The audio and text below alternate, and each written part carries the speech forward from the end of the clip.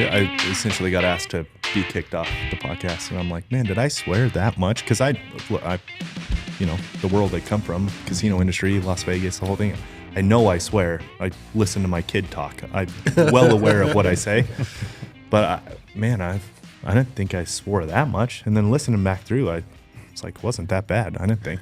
Sometimes I don't mind it because you're talking about a story. You're getting excited. You're being real. We're shooting it with the boys. Yeah. Well, my whole thing was, so Porter, he was like, man, you gotta stop. I'm like, believe me, I'm actively trying. Like, I understand, you know, the world we're in and families are trying to, whatever it is. Like, I totally get it. The thing with a podcast though, like where I was coming from is, it's like, I was just gonna say curse word. It's like you already caught yourself shooting it with the guys, and it's like if I have to process internally to think about what I'm gonna say before I say it, so I don't cuss, then it becomes more of like an interview, and it's not a conversation. You know what I mean? It's like interview thought instead of just conversational. Yeah. The whole purpose is like somebody being a fly on the wall and just kind of listening to what we're talking about. Yeah. I'm sure you guys are going to get passionate about what we're going to talk about today, and right. And it's like, if you think about it beforehand, then it becomes an interview and it's not a conversation. So anyways, I will do my best to quit talking or to quit cussing, but no promises. We'll see what happens. It don't bother me. Yeah. But before we start though, I just want to call out how short Blake is. We could all just, Colby, you're way taller than Blake.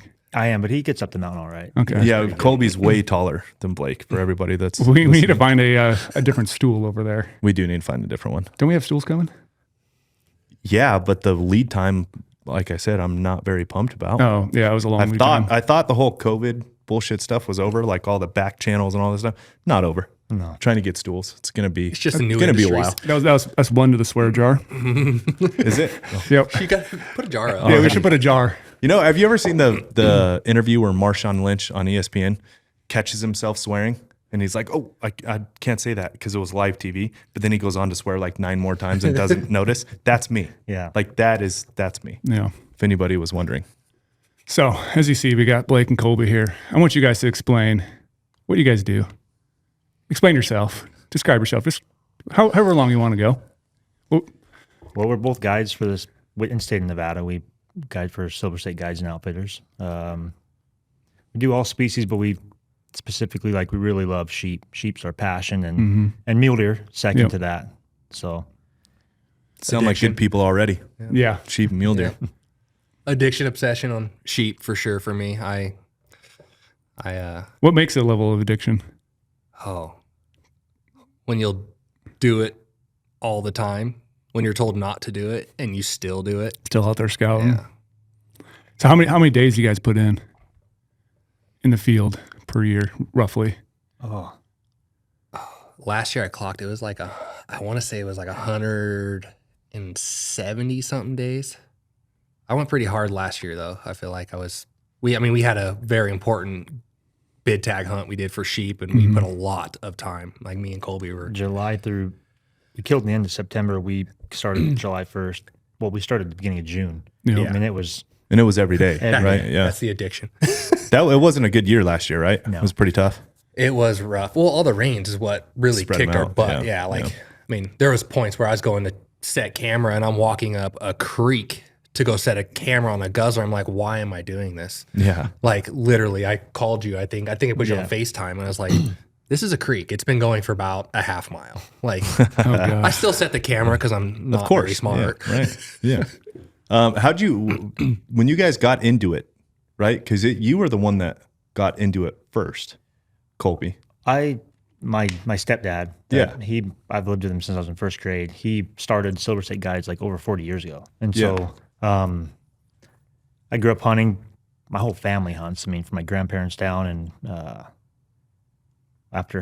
shortly after high school, I said, hey, I want to take this over for me. I want to keep going. And pretty much from there, me and Blake hooked up, and we just went. So you guys were set up from the get. You guys were together. We started real serious, 2011? The year before your tag. 2012. Yeah, is when we really started guiding together serious. Yeah. And you guys knew each other before then? Yeah. I've known Colby since he was like this tall, when he stole my drop-in ramp for my BMX jump. Oh, what a guy. Good old BMX guy, huh? Yeah. Oh, that's awesome. Yeah, way back, I met your stepdad a long time ago. I actually met him before you, didn't I? Yeah. Big old Wayne. I mean, he's an awesome guy, great guy, and he's huge. Yeah. That guy's giant. Yeah. He's bigger than Brady, isn't he? They're probably about equal height. Are they? Equal height. 6'5", 6'6"? Yeah. He's a giant, man. The first time I met him, I'm like, whoa. But yeah, I met him a while back, mule deer hunting, Central Nevada. And then, and then meeting you down here and then into the sheep game, like that was. Did you first run into him on the mountain, or did you run into him through mutual friends? A mutual contact on the mountain. So it was in camp. Like I ran into him in camp. God, that'd be a scary guy to come across on the mountain. Yeah. We were after the same animal. I'm like, no, man, you can have it. We're good. But no, it was through mutual friends back then when I was hunting Central Nevada a lot, and met him in camp, and then love the guy. He was a great guy. Yeah. Then I can't remember how you and I crossed paths a while. ranch. Is that where we met too? Was that that same time? Yeah. Yeah. So then So anyways, we go back quite a bit. And then I met you through GOHUNT later on. So you guys were together from the get in 2013 when you guys took it over serious. And were you guys in sheep already? That's all we wanted to do in the beginning. Yeah. Yeah. We wanted to just be the best we could be at guiding sheep. And then our goal was we to take a heritage tag. So we wanted to do from the start. That was the goal. Yeah. Yeah. And then once we kind of did that, we really went after mule deer as well. Yeah. Explain the heritage tag and why you guys wanted that. I mean, I'm sure people are familiar, but just explain why that was kind of the pinnacle of what you guys were after. You get to chase the biggest rams in the state. You get unlimited units. You get to go look at so many sheep doing that. If you're a fanatic and you have the sheep addiction, that is the one tag that you get to look at so many sheep. Yeah. Yeah, and it's obviously a special tag. It goes towards conservation. That's the reason we have. If it wasn't for those tags, we wouldn't have the sheep we have in the state in the first place. But being able to hunt every unit for 6 months out of the year during the rut, in the heat, what's sheep hunting all about? It's about the terrain they live in and how tough they are. And so you get to be out there in that rugged heat terrain and run around with them and really live it. So, what is it about sheep in general, though? You know what I mean? Everyone. Yeah, everyone always says sheep are the pinnacle, but why is sheep better than everything? Why is it to you guys? Sheep are better because they don't drop their horns. You can watch them year round. I mean, that's a good point. It's valid. It's valid. And where they live is pretty cool too. But I was super fortunate. I drew a desert bighorn sheep tag. So early in my career, I've already killed the desert. I killed it in New Mexico. Drew that tag in 2013. And it's the first ram I killed, first sheep experience. I mean, I love sheep. I'm with you. But this whole pinnacle of sheep hunting, because the WSF and the sheep guys out there, it is such a cult in its own, brotherhood in its own. It's really interesting. And I would love to do it again, obviously. But it's, I don't know. Everyone says you get bit by the sheep bug. I'm still bit by the mule deer and antelope bug. I'm not over that. So I don't even have time to think about sheep. I would love to do it again, but what is it about sheep other than that creates this internal culture?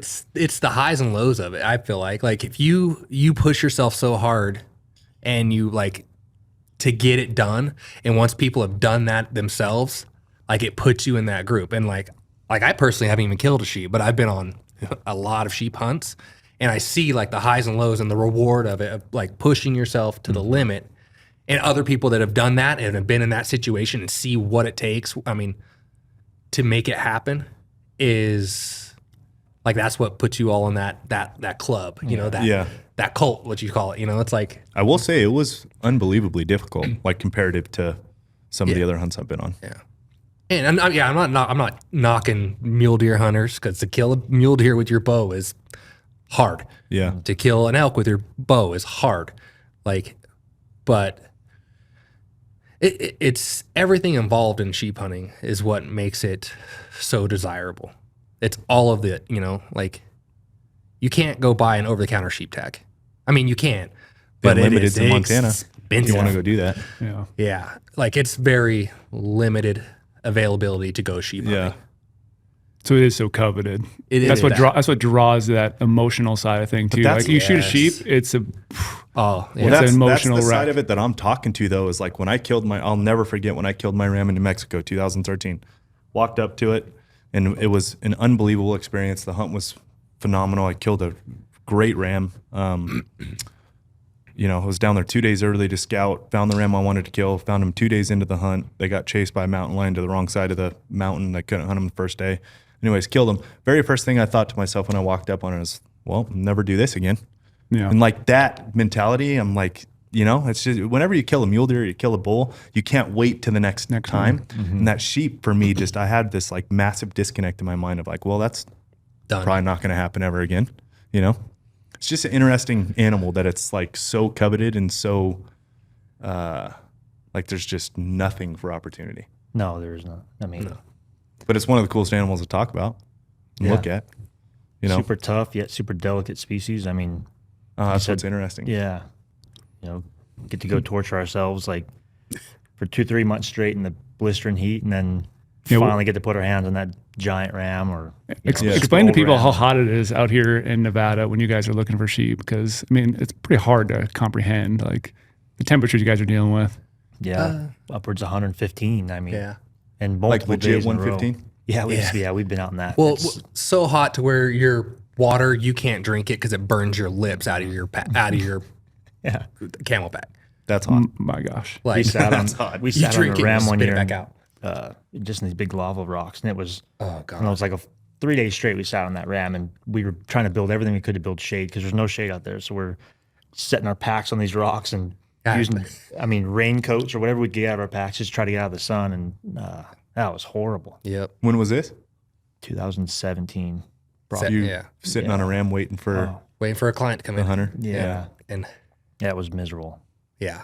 What about like taking a couple big tall tripods and setting those up and then trying to put like a bunch of like you said jackets or something like that around it to get shade, or is that just too windy sometimes? In the summertime? True. True. Yes. I'm used to these. I never know when a cold snap's coming through though. Yeah. And you're not trying to carry too much because it's that hot, plus you're hiking in there. Yeah. If you want to carry any extra, it's water. And then like I've adapted some different processes of keeping your water from getting too hot. What was that doing? Like how are you doing that? You can wrap it in your thermal, or in your puffy, or if you get like they have like insulated bladders, those work mediocre. Freezing stuff and wrapping it in like a bag, I take a dry bag and you put your frozen Gatorades and then you put your water bladder inside of that and then roll up your dry bag and hang that all together, and then you kind of have cold water for like half the day.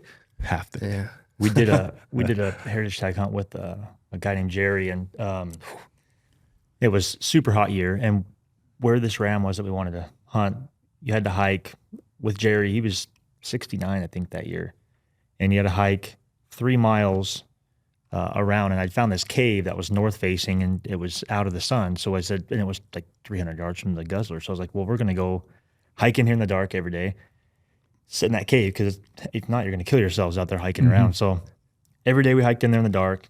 We hiked out in the dark. I'd bring in a backpack full of frozen water bottles. I mean, by midday, they were hot. I mean, thawed out and hot. Even in that cave? Even in that cave. I mean, it was so hot. And we did that every day. And it was an hour drive in, or more than that, from camp. Yeah, it was an hour drive in, like 3 hours of sleep a night. And this went on for 10 days. To kill this ram? Yeah, he kill was the there one for you 10 wanted? days. He came back for another stint. That But ram you never guys were showed there. him. But we were there for 15 days. Yeah. And I mean, it was we were so there hot. 5 days early. It's pretty funny. So it's so hot. We're so tired by like day 6 or 7. We're sitting in this cave and you can't stay awake at this point. So me and Jerry would take turns, and they're out glassing in different spots, and we'd take turns taking a nap. And he'd be reading a book, but you couldn't take your eyes off the guzzler because at any moment a ram would show up. You wouldn't hear him coming or nothing. So, and I'm like laying on my back, and I'm against my pack, and I'm sleeping, and something wakes me up, and I look down, and here's the back, 8 to 10 inches of a rattlesnake going under my back in this cave. Oh, And you're barefoot because you take off your shoes, you're just so hot. Yeah.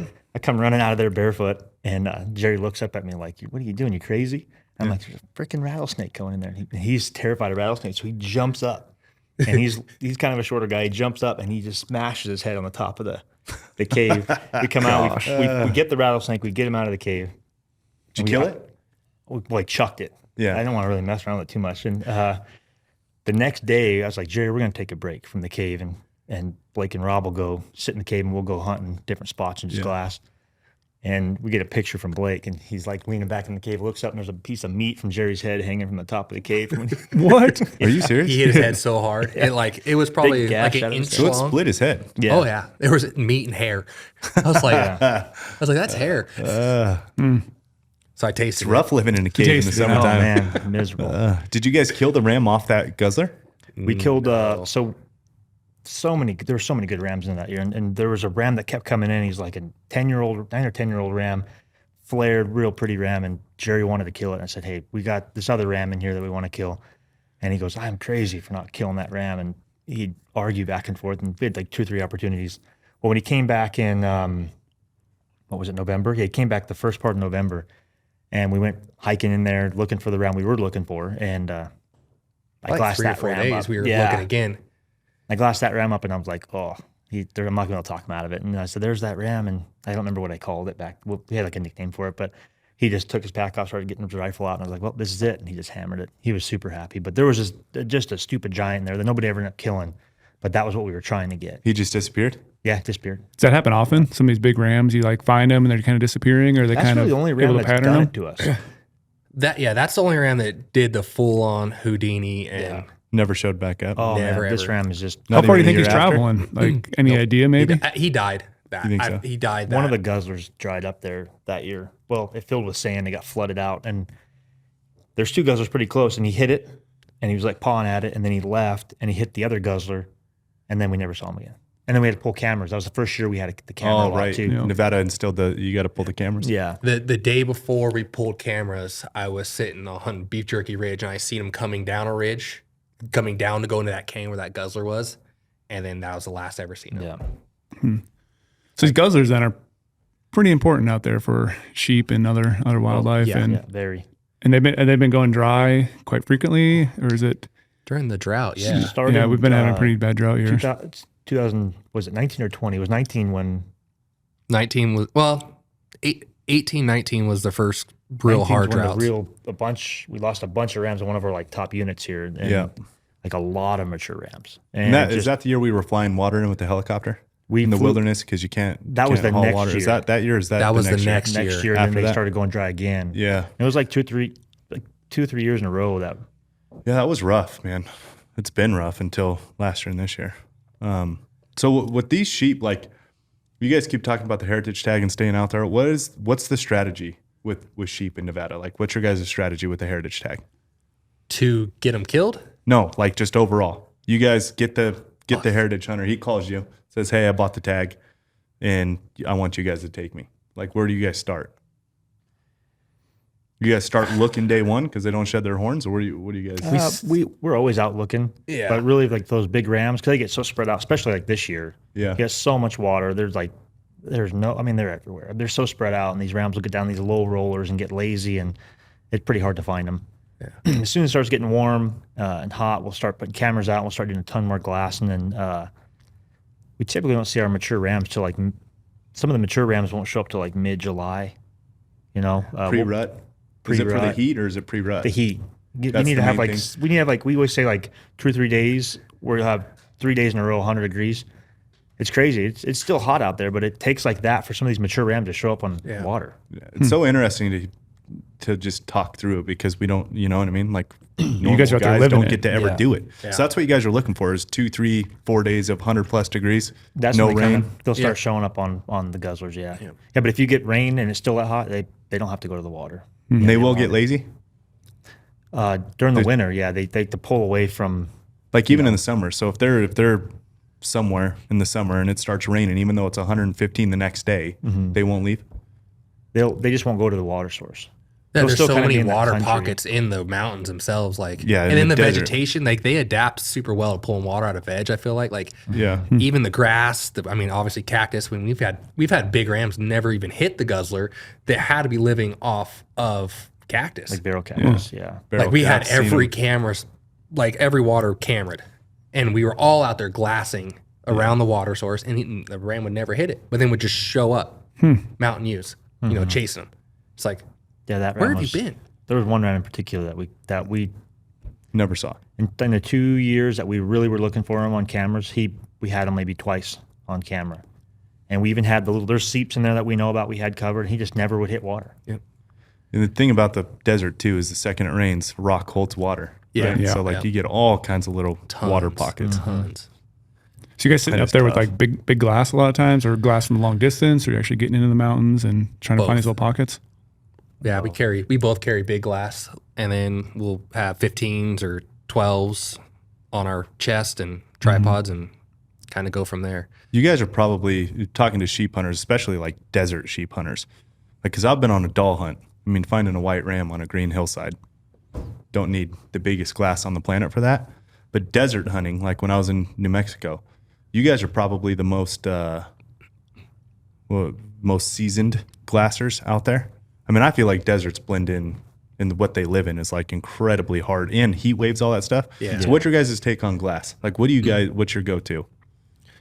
My go-to is I run the twins, so the twin Swaro setup. That setup is pretty slick. Yeah. When we went out It's- there that one yeah. time, like that is, I couldn't talk you into it though. I know, I had to go BTX instead. You tried to tell me I should do the twins. That's what happened so he went twins, I went BTX.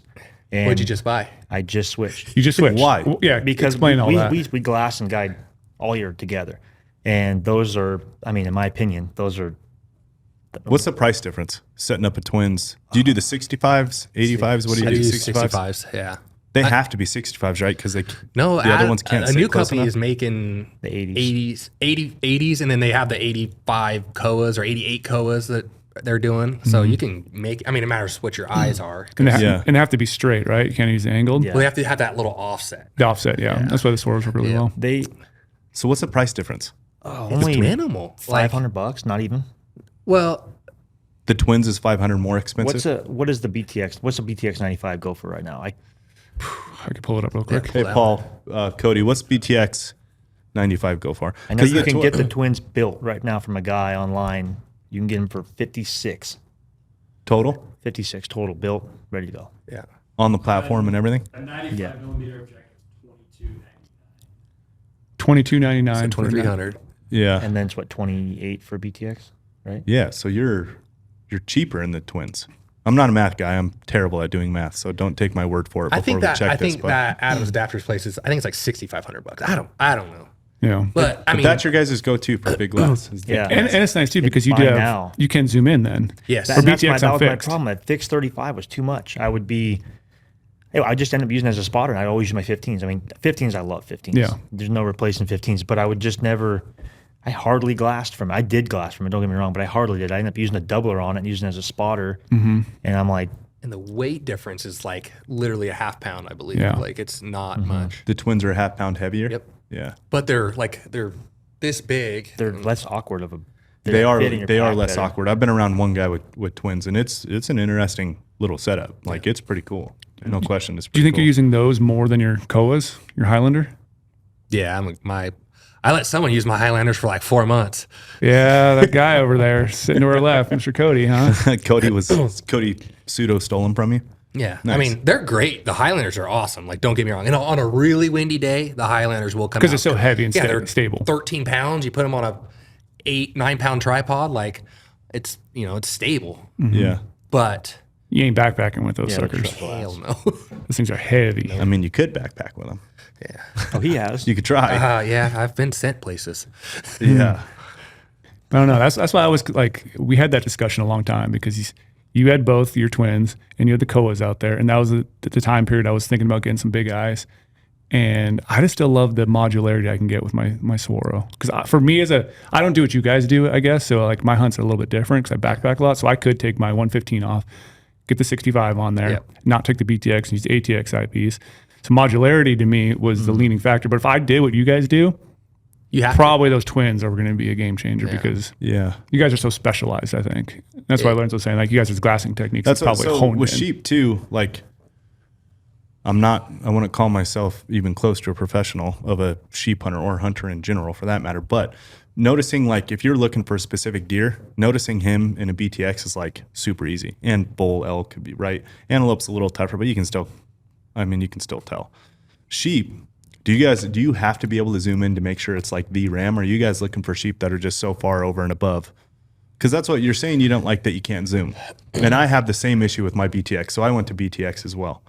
And I don't like that I can't zoom, but for everything that I hunt, I don't really need to. Like I can, You're looking for that frame. You can yeah, tell it's you big. can tell. Like if it's the deer I'm looking for, Yeah. you know, or the bull I'm looking for. Like we were looking for a bull in Utah this year that my dad ended up killing, and like I mean, you just immediately knew it was him. I didn't need to zoom. You know what I mean? Because their antler configurations are, but sheep. I mean, they all got the twisted horns. You guys notice immediately, or you guys? We can if it's a target round. But Yeah. what I meant by the not that I can't zoom, the 35 power was too much for me to. Some of the cams are too tight. Yeah, and just the field of view. I just didn't like glassing. Field of view is small. And those I'll at give you 25 that too. power on the twins, the 25 by 50 wise, Backing out to 25. Yeah. they can take the place of your 15s. They're so good. Yeah, I swapped. I didn't carry my 15s at all last year. It's 12s. I got the NL 12s. Yeah. And I rent 12s and twins. But I do carry my 95 still. Just because. Yeah. Just in case Just I to need get a to good workout? zoom in. Yeah. We Get had a little times, late pump. the light gathering is unreal with those. I mean, we had times we're all glass and all sitting up in different high points, kind of scouting for deer, trying to find a certain buck. And Blake's like, I got him. And none of us can even see out of our 15 jet. We're like, what do you mean you got him? We can't even I got him. And sure, The light gathering is incredible. It's insane. It's incredible. And then you go to the cow. 115 and it's like, when incredible. I first got the twins, I went out and I was looking for sheep, and the light was too bright. Like my eyes were watering, like just like billowing. I'm like, what the fuck? Yeah. I'm like, what's wrong with my eyes? Yeah. And I'm just like, try to push it up, make it look like sweat. Like, You're working hard. I'm not crying. I swear I'm not crying. You're crying. I'm not crying. but How do you liking the 12s? they're awesome. They work as a They penny? are awesome. That's what I went to. I went to 12s in the BTX. I used to have 15 in a big spotter. Then I went 12s in What the did you BTX. do for a tripod mount? The Siriu VA5 head? No, like the bino adapter. the bino mount to the adapter. I'm using that adapter, The dead on? the dead on one. Yeah. I went to the ASIAC. Yeah, we just started carrying the barrel. ASIAC. It's like a It's sick. it's like a 3D printed. Sold. Yeah, I will tell you though. So when I was down in Sonora, mine broke. So it is. I think it's a high grade. Paul, what is it? Plastic? What is it? High grade plastic. And mine did bust. So I'm also.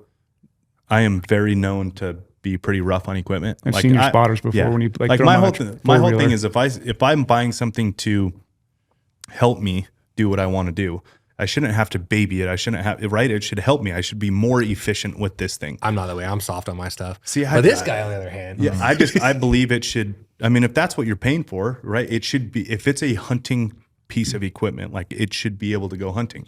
Now, granted, do I take advantage of it sometimes? Yeah, like in this instance. So I'm down in Sonora and I'm going between BTX and those 12s because I found a coos deer and I wanted to look at it, see how big it was. So I go to take off my binos from that ASIAC, from the attachment of the ASIAC, take my binos off and I toss it on my backpack. But it's so rocky down there. It must have hit just perfectly. And I'm tossing it from, I'm not as tall as you guys, right? But like tossing it from 2-3 feet in the air. And I just go to toss it on my backpack and that clip must have hit a rock first before like the actual body of my binos hit my backpack. Must have hit just right and it popped a piece of the plastic and then it broke. So like, was I a little too rough on it? Probably, but I was in a hurry trying to get everything situated so I could get on the coos. Coos don't stay in the stuff sunlight. happens. Yeah, like they don't stay out for very long and the little bastards go into a grass patch and you can't see them anymore. So I'm tunnel, like yeah. rushed, you know what I mean? So I did that and it popped. So anyways, that's my only complaint is like, it broke really easy, I feel like very easy. But other than that, I love it. It's awesome. Super light, doesn't add any weight, still fits in the bino harness. Like incredible piece. Just it must have hit just right. I'm gonna give it a try. I'm having. It's awesome. I've lost that screw 3 times last season, really? and I'm just like panicking. Like I found it every time. I'm like, Yeah. good thing I can look. Yeah, but it's a panic when Yeah, when that happened to me down there. I'm like, well, now what? Yeah. What When do I you was do just now? Take some duct exclusively tape glassing out with BTX, which isn't bad, but the field of view, like that was a little rough. You run a 95? Yes, okay. yeah, 95 on the BTX. Yeah. Do you carry an eyepiece with you? No, I've started to carry an eyepiece as well. yeah, you I carry told me my- that, and I yeah. thought it was interesting. I don't know why I haven't thought of it or haven't done it, but The, no, the I haven't done ATX it yet. eyepiece is not that heavy at all. No. So it's like I can easily, suck it up and carry that plus the BTX. And that way I can glass with the BTX, locate something. Yeah, I can see frame or whatever. Swap that out, put the ATX on there, zoom in, and then get some digiscope. It's so much easier to digiscope What to I an found ATX compared to BTX. Yes, for sure. What I found with the 12 Pures though is like, it facilitates like the glassing, like easily glassing, going from BTX to switching that eyepiece over. It's like I just go from that to the BTX. You know what I mean? Go from a 12 to a 35. It's worked really well for me. Yep. So you guys like taking a big inventory of sheep when you go out there too? Like you're digiscoping everything, checking out rams for future years, and just your phone's probably just, you could probably sit there and scroll forever of sheep pictures, videos. My phone's full right now. Full. That's the cool thing about sheep. Yeah. That is a cool thing. Honestly, like that'll get you into them. Yeah. It's a bummer though when you see a ram and you're like, oh, that ram's 4. I want to see that ram, in 5 years. Yeah. Then like that next season that pops up, you're like, and he's dead. Yeah. They're that fragile? No, like people kill someone them. else kills Like, them. no one, your average Joe doesn't know how to age for sure. a ram. Age Yeah, classes. I honestly, my mind didn't even go there because We try to stress that with everybody. Age matters. Yes. Nothing cooler than an old ram. Yeah. All Nothing score cooler aside, than an old nothing animal cooler in than an general. Old ram, yeah. 10 They're plus just years easier to older. score, Yeah, like, nothing better. yeah. And what is it? I think I was looking at the harvest reports before. Like most guys are killing rams within a couple of days when they have, like general people have these tags. Yeah. They're not. Yeah. Well, the average ram killed. This is the other cool thing about sheep for me, because I'm a data guy, right? Data driven, go hunt insider, everything's data driven.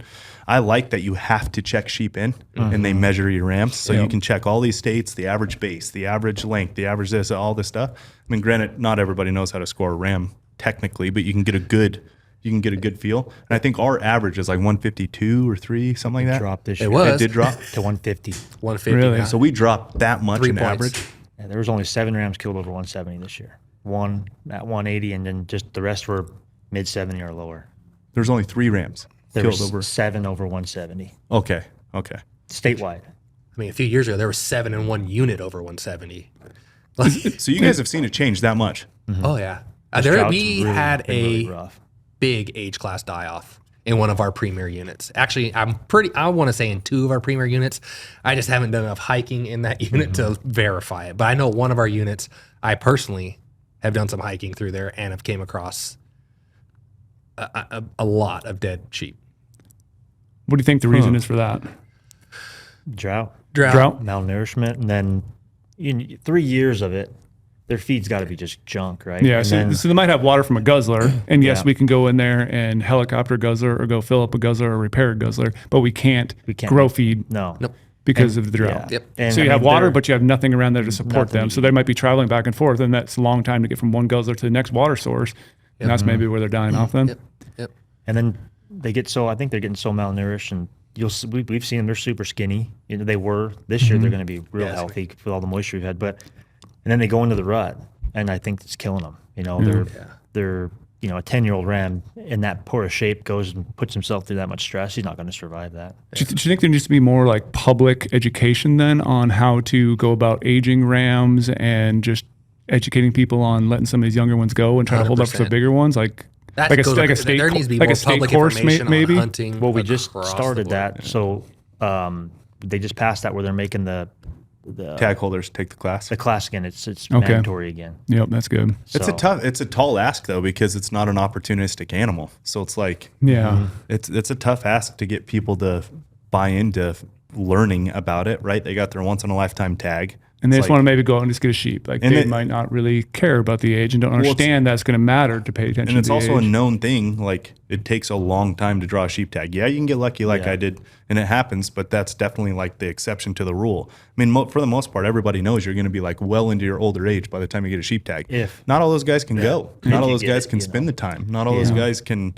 and it's but- like, and it's your once in a lifetime tag. It's like your chance to kill a desert sheep. You're gonna kill. Yeah, you don't And want to. again, though, are you wanting the kill part of it, or are you wanting the hunt side of it? Yeah. That's I think it's up to the individual, and I don't fault anybody for whatever their choice. My choice would be the hunt, but I am very capable of doing what I would need to do to enjoy the hunt. Not everybody is in that situation, right? So it's like they want to kill, like, if they define success as killing, I do not. I define it as loving it enough that I can't wait to do it again. Like that's success in my definition. But it's a tall ask to get people to buy into that with sheep. It's really tough. Now, what you could do is make a legal ram requirement. Like a lot of the up north states got to break the bridge in the nose, which is very tough with deserts. Yeah, you got to can't do do this, that. got to do that. Not everybody's going to know how to age sheep. We That's used to kind of have a learned that here. skill. It was 7 years old or over 144, I believe is what it used to be. Yeah. That was like in the I want to say mid to early 90s. I can't remember when they got rid of it. But you're asking a lot there for guys that don't know sheep to try to say, well, I think he's over 7. And you're essentially and then it becomes a really scary thought in your head too. Like, what happens if I kill someone that's younger or doesn't meet that? What kind of repercussions? And you're am I gonna essentially have? forcing a lot of them to go guided, which maybe some people don't, right? You get into an argument there too. It's like, if you draw a sheep tag. After age class die off too, like we had, like, I mean, we were struggling to find a 7-year-old ram. Oh, it was tough. Like, Really? 20 days in that unit hunting between 3 hunts that we had in there. And man, was it hard to find just a good ram or an old ram. Wow. I wonder too, people are killing really quickly. Are they doing a lot of pre-scouting then? And they actually know their ram, or is it still just There was nobody else scouting. We didn't hardly see anybody scouting this year. This year we didn't see no cameras. I mean, very, very little cameras. What's our rules again? August 1st, they got to be pulled? Yes. Yeah. And when can you put them back out? January 1st. After I think the last big game season, you can start them. You can start them out again. Yeah. So you guys are running 'cause cameras. They changed that this year it was January 1st, Because but the now ram probably that's another season. I don't know. We don't put them out we didn't until it look gets that hot. Yeah. June, Till it gets hot. Earliest is June. Yeah, 'Cause so you're you not guys are gonna running get them anything. June through August 1st. And then we've learned that you have to glass. We found a lot of rams that we don't even have on. You have to be out there glassing. You're going to miss sheep. Yeah, so when I was talking about strategy, that's like, so you guys are relying on glass primarily. Yeah. And getting lucky through a trail cam pick somehow. Yeah. We do find, a lot of rams on camera too, but there are, especially years like this last year. we've killed 2 rams that we found that were never on camera. Or on camera, even with heritage tag. Yeah, we've killed 2 rams with a heritage tag that we found on camera first. Yeah. Everything else we've glassed up first. Yeah. And they're looking for other rams. I'm like, well, where'd that ram come from? He's a giant, and That'll do. does that happen a lot? Yeah, like that'll you're in do. an area and all of a sudden it's a slob that shows up. when the rut hits, yeah. Yeah. They travel far. Like, really far. It's really cool. That's the cool thing about sheep is you never know what's going to, when that rut hits and it's real, it gets going and you don't know what's going to show up. I mean, I get the allure to it for sure. It's just as a hunter, like, Yeah. it's probably not going to happen. It's sad to say. I want to get in some juicy topics. Uh-oh. So we're Well, talking, I was going to ask one question. So we're obviously in the desert. You guys are like the desert professionals being with sheep so much. Would you guys attribute like our droughts the same way a hard winter would hit Wyoming or Montana? Like how they have winter kill, you guys are saying we have summer kill. So it's kind of one and the same there. Not until these last 3 years. Not until these last 3 years at all. so before that, you really weren't seeing much until this drought. Big droughts. No. I mean, these are huge droughts that we just got through. I mean, Like record-breaking droughts. Look Yeah, at Lake so- Mead and what they're finding down So there. it was, and, what was it, 16 through 20? Was that were those the years that it was really bad? No. 17 through 20? I would say 18, 19. 18 was like the first, like, kind of, okay, we need to check stuff up. And then the drought, like, was kind of there. And then 19, 20, 21 was 19, bad. we had that like 200 and something days with not Yeah. no rain. Okay. That's okay. when it Yeah. really That hit. was. That's what I'm talking Yeah. about. Yeah. That's the year that Lake Mead got crushed. Yeah. And then we did the mandatory only water 1 day a week in the winter, like Vegas did. Right. Yeah. That's what. We were yeah, the okay. only state that did that. But Yeah. Exactly. Juicy everyone else should do as well. Yeah, everyone else can do whatever they want. But Yeah, everyone can, especially California, do whatever you want. Wash your truck 9 times in a day. But Yeah. we can only water, which I don't really give a shit. But no, it's smart for us. it's Everyone great else for just us. But follow why? along. Yeah, why doesn't anybody else buy into this whole thing? That's why I save water by not showering too often. I don't know I'm if saving that's the sheep. smart. I don't know if I that's do the same with my teeth. I only brush my teeth once a month, whether I need it or not. You know? Liver King style, man. Oh God, Love it. that fucking guy. That guy.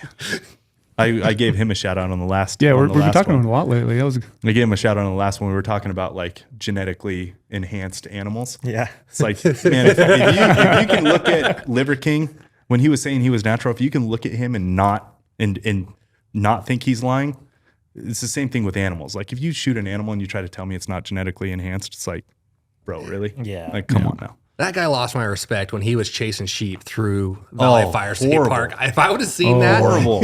you would have seen I was so Blake pissed. I didn't on see that. Liver King live. I was so pissed. making I haymakers, agree. dude. Totally agree. Stressing those During our animals drought. out. Yeah, During our stressing drought, them out chase for them off the guzzler. the fact of an Instagram, which Instagram has social media in general, which is why I'm not on it anymore, has ruined everything. But that's like a great example, man. It's like all for the moment. Now imagine like some of these hunters that do some shit just for the moment. Yeah. It's just crazy.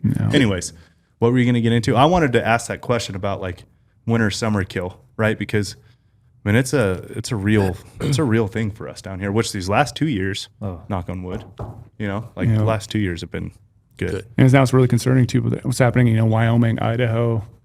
Well, they're feeding in northern Utah. Utah's in the supplemental feeding in Wyoming. Or are they feeding in Wyoming? Or are they talking about feeding? I think they're talking about it. I know Idaho's talking about right now that they don't need to quite yet, and there's reasons they have you don't have to, and it's not good.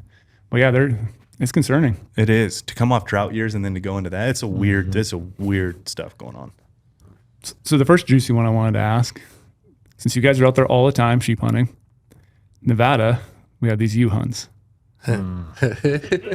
Yeah, we've been like just kind of easing the grease here, just trying to get to. Yeah, well, I'm trying to get the conversation going a little bit until we get into here. So you guys have been nice and calm so far in soft spot. Yeah, and you guys can just lay it out for me. What is your opinion on Nevada specifically having these GOHUNTs? What do you think it's doing? We have two different opinions on that. Okay. I usually win because I can manhandle Colby pretty easy. You guys have to do it right now. You totally can. You guys are sitting close enough to me. You want to go first or you want me to go first? Go ahead. I believe they are a necessity in certain units, in certain areas, and they need to be pinpointed. What about certain years? Or do you think that's too much? That's too much resource they're going to have to pull to get that data to make that a thing. Yeah. That's how I see that. Yeah. So you're mainly worried about if it's a drought, overpopulation, they're going to die off, or diseases, or what's your... Yeah. Well, obviously numbers is the main reason we're having those because we have an overpopulation. But what we're seeing, and I'll say the units directly, in the muddies, we have an overpopulation, not an overpopulation, but we have a high population of sheep in there in certain areas. In other areas where we had these die-offs, they don't have but 10 ewes. Mm-hmm. And I've seen people hunting over there for ewes. I'm like, and I actually went and talked to him. I was like, dude, I explained everything to him. I showed him pictures. I said, hey, don't hunt over here. We have zero population issues over here. Now over on this ridge or this area, they are drinking that guzzler dry. So it could be maybe smaller units, you're saying, to separate out the herds. Or just where we have our problems of guzzlers going dry, food resources going thin. Make it, pinpoint it. Pinpoint that hunt for that. They're like you do a depth tag. That would be more beneficial for the herd to do it like that. And the other argument people say is, instead of hunting them, why can't we transplant? Because it's $7,000 to transplant a sheep. I want to get into that, but I want to hear your side, your take. Well, forever I was anti-use hunting, right? I was. Bad. I've argued with the biologists, and we talk to them all. We work with the biologists all the time, and I'm like, look, I've been against it until we had this drought and we've lost all these sheep. Now I'm like, hey, if we're gonna have in the muddies, I can see it, because even though, like we said, we were out there 20 plus days during the hunting season and we couldn't find any mature rams, we still seen a lot of sheep. I mean, there was a crazy amount of sheep in there. Do I think they should give out 82 ewe tags and 43 ram tags? No. That's a lot of sheep. That's insane. Yeah. So for credibility's sake, the reason why we want to get in this stuff with these guys, sheep hunters and sheep guides specifically, you guys are extremely close with biologists because it is such a tight knit thing, right? Like you guys, anecdotally, what sheep guides find is very real to what's going on in the real world. Well, that's a lot harder with deer and elk and some of the species that are more spread out, right? For the sake of conservation. And this is what I'm getting, like the whole cult thing of sheep. This is why it's really cool and why we want to get into this management stuff with you guys. Because sheep guides, specifically the ones that are going after the heritage tag, because you guys spend so much time with a lot of effort and a lot of resource out there, right? Because the hunters are paying for massive amount of resources to find the biggest sheep in the state. This is why the heritage tag is interesting in that fact, right? Like what you guys get to learn about the animals being backed by the hunter who wants to find the biggest ram in the state. You guys get to see a lot of shit and be involved in a lot of stuff, and then talk to a biologist about something that's so small, it's easily communicated on what the overall goal should be, right? Because the resource is so limited. So with you guys, like, with you guys being in that and being so close to the biologist, you guys have had those conversations, right? About numerous tags times. Yeah. right? Which I think you should. I think they should. I think more states should use these hunters guides as Completely management agree. strategies, because they're there every day. They see everything real life, and it's not an extra effort that the state has to put a bunch of money towards. These guys are out there doing it. And that's so sheep, like I think sheep should be the golden child of that, right? Like you guys working with the biologist should be kind of like the golden child for the rest of the species, and the other outfitters to work with him to manage for the best situation possible, which I don't think happens very much, right? But anyways, we'll get more into all that stuff, but that was just for the credibility backing of you guys, you know. And our biologists. I mean, the fact that they show us just as much as respect as we show them, and They That's what I love about they the sheep are culture. good. I don't know if it's their hands are tied with like some of the things that we suggest or say or this or that, because there's a lot of political stuff that like they can't just Massive do. amounts. Yeah. Like for instance, like when they started doing the water flies, like, me and Colby called them like, dude, we have sheep right here 2 years in a row, pawing. the first guzzlers that dried up. We were setting cameras. He found the very first one in the McCulloughs that was really bad. He called me. He goes, dude, what do we do? There was lambs. And Pawing. we have a problem with lamb surviving anyways because of hooving? Yeah. pneumonia. Hooving, And they were pawing? Yeah, it was the lamb was pawing at the drinker, and I was like, dude, I'll call Pat. Pat Cummins is retired, but he was our main sheep biologist, Yeah. and he was awesome. And they flew right then. And then they didn't stop flying for the that's entire awesome. summer. That's That's awesome. super cool. That's incredible. And I love that like the culture of sheep from the outside in, like being in the hunting industry, and this culture of sheep is incredible. Canada has it, right, with all their thin horn sheep. We have it with our deserts. It's really cool. But to the point of the like politics, right, with why aren't we transplanting sheep? Because this is a really interesting thing in my perspective from the outside looking in. So it's the most well-funded species, right? Yeah. Yeah. You just overall, you look at the industry of sheep. It's the most expensive. It is the highest bids for these tags that go at live auction. It's WSF is has one of the best donation recruitment, whatever you call it, recruitments or what do you call it, like fraternities or whatever, right? Like Yeah.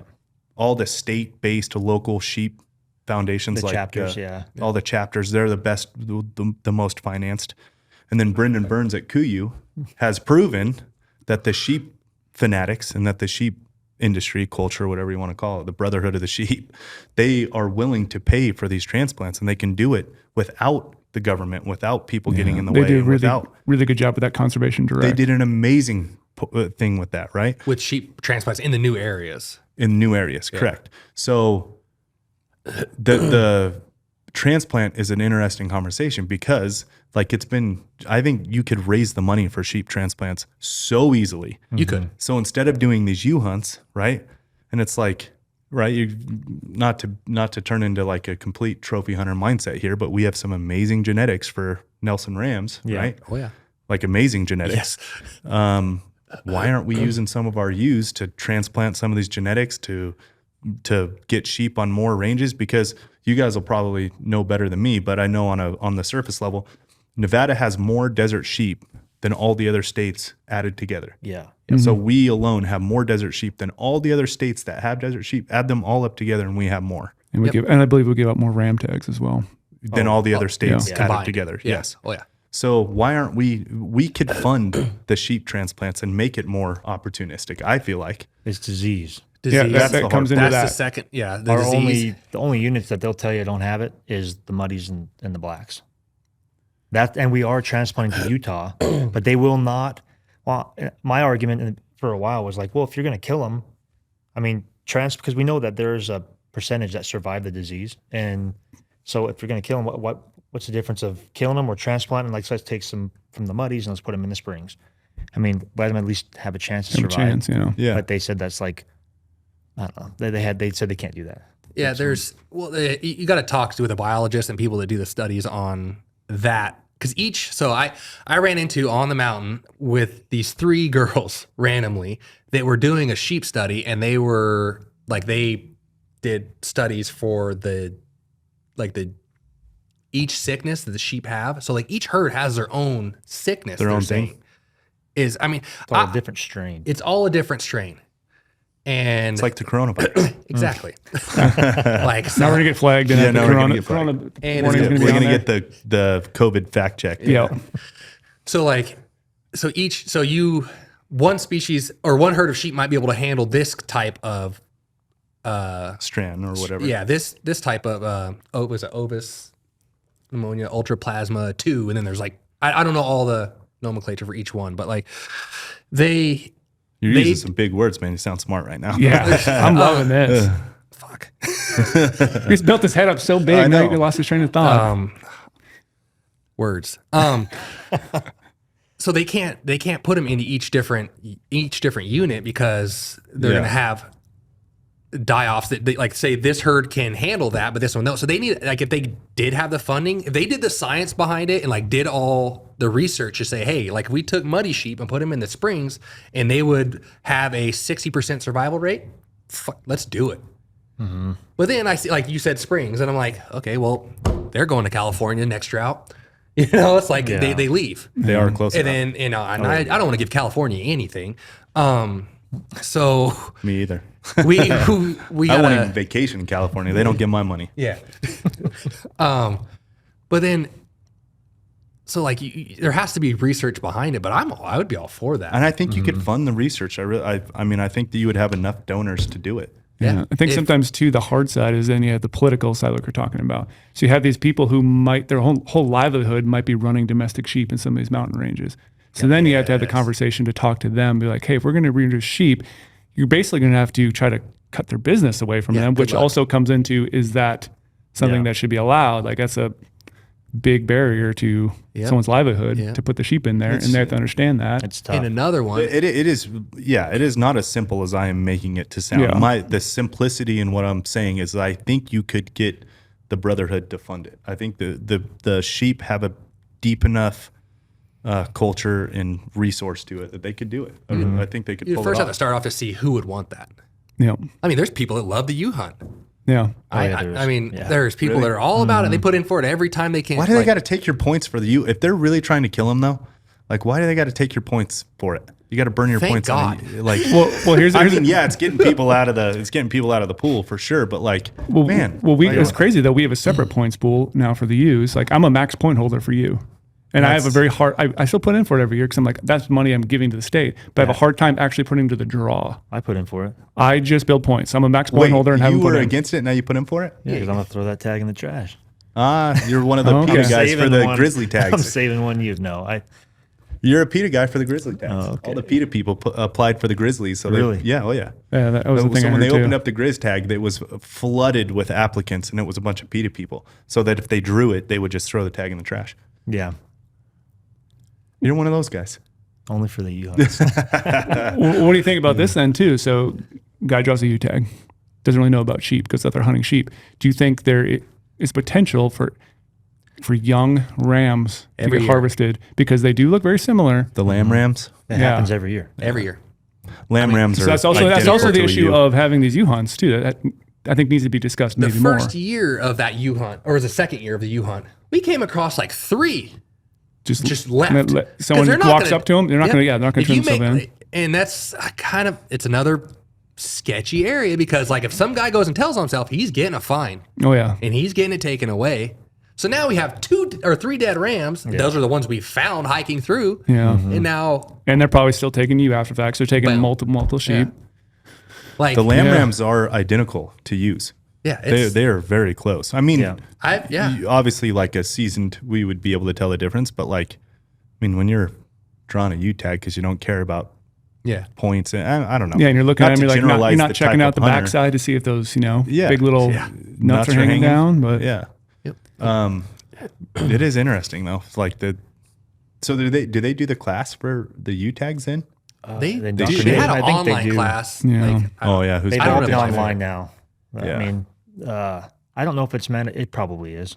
I couldn't tell you on the U. yeah, I don't. Like I said, I haven't really looked into it because I've never actually been one to put into the draw. I just build points.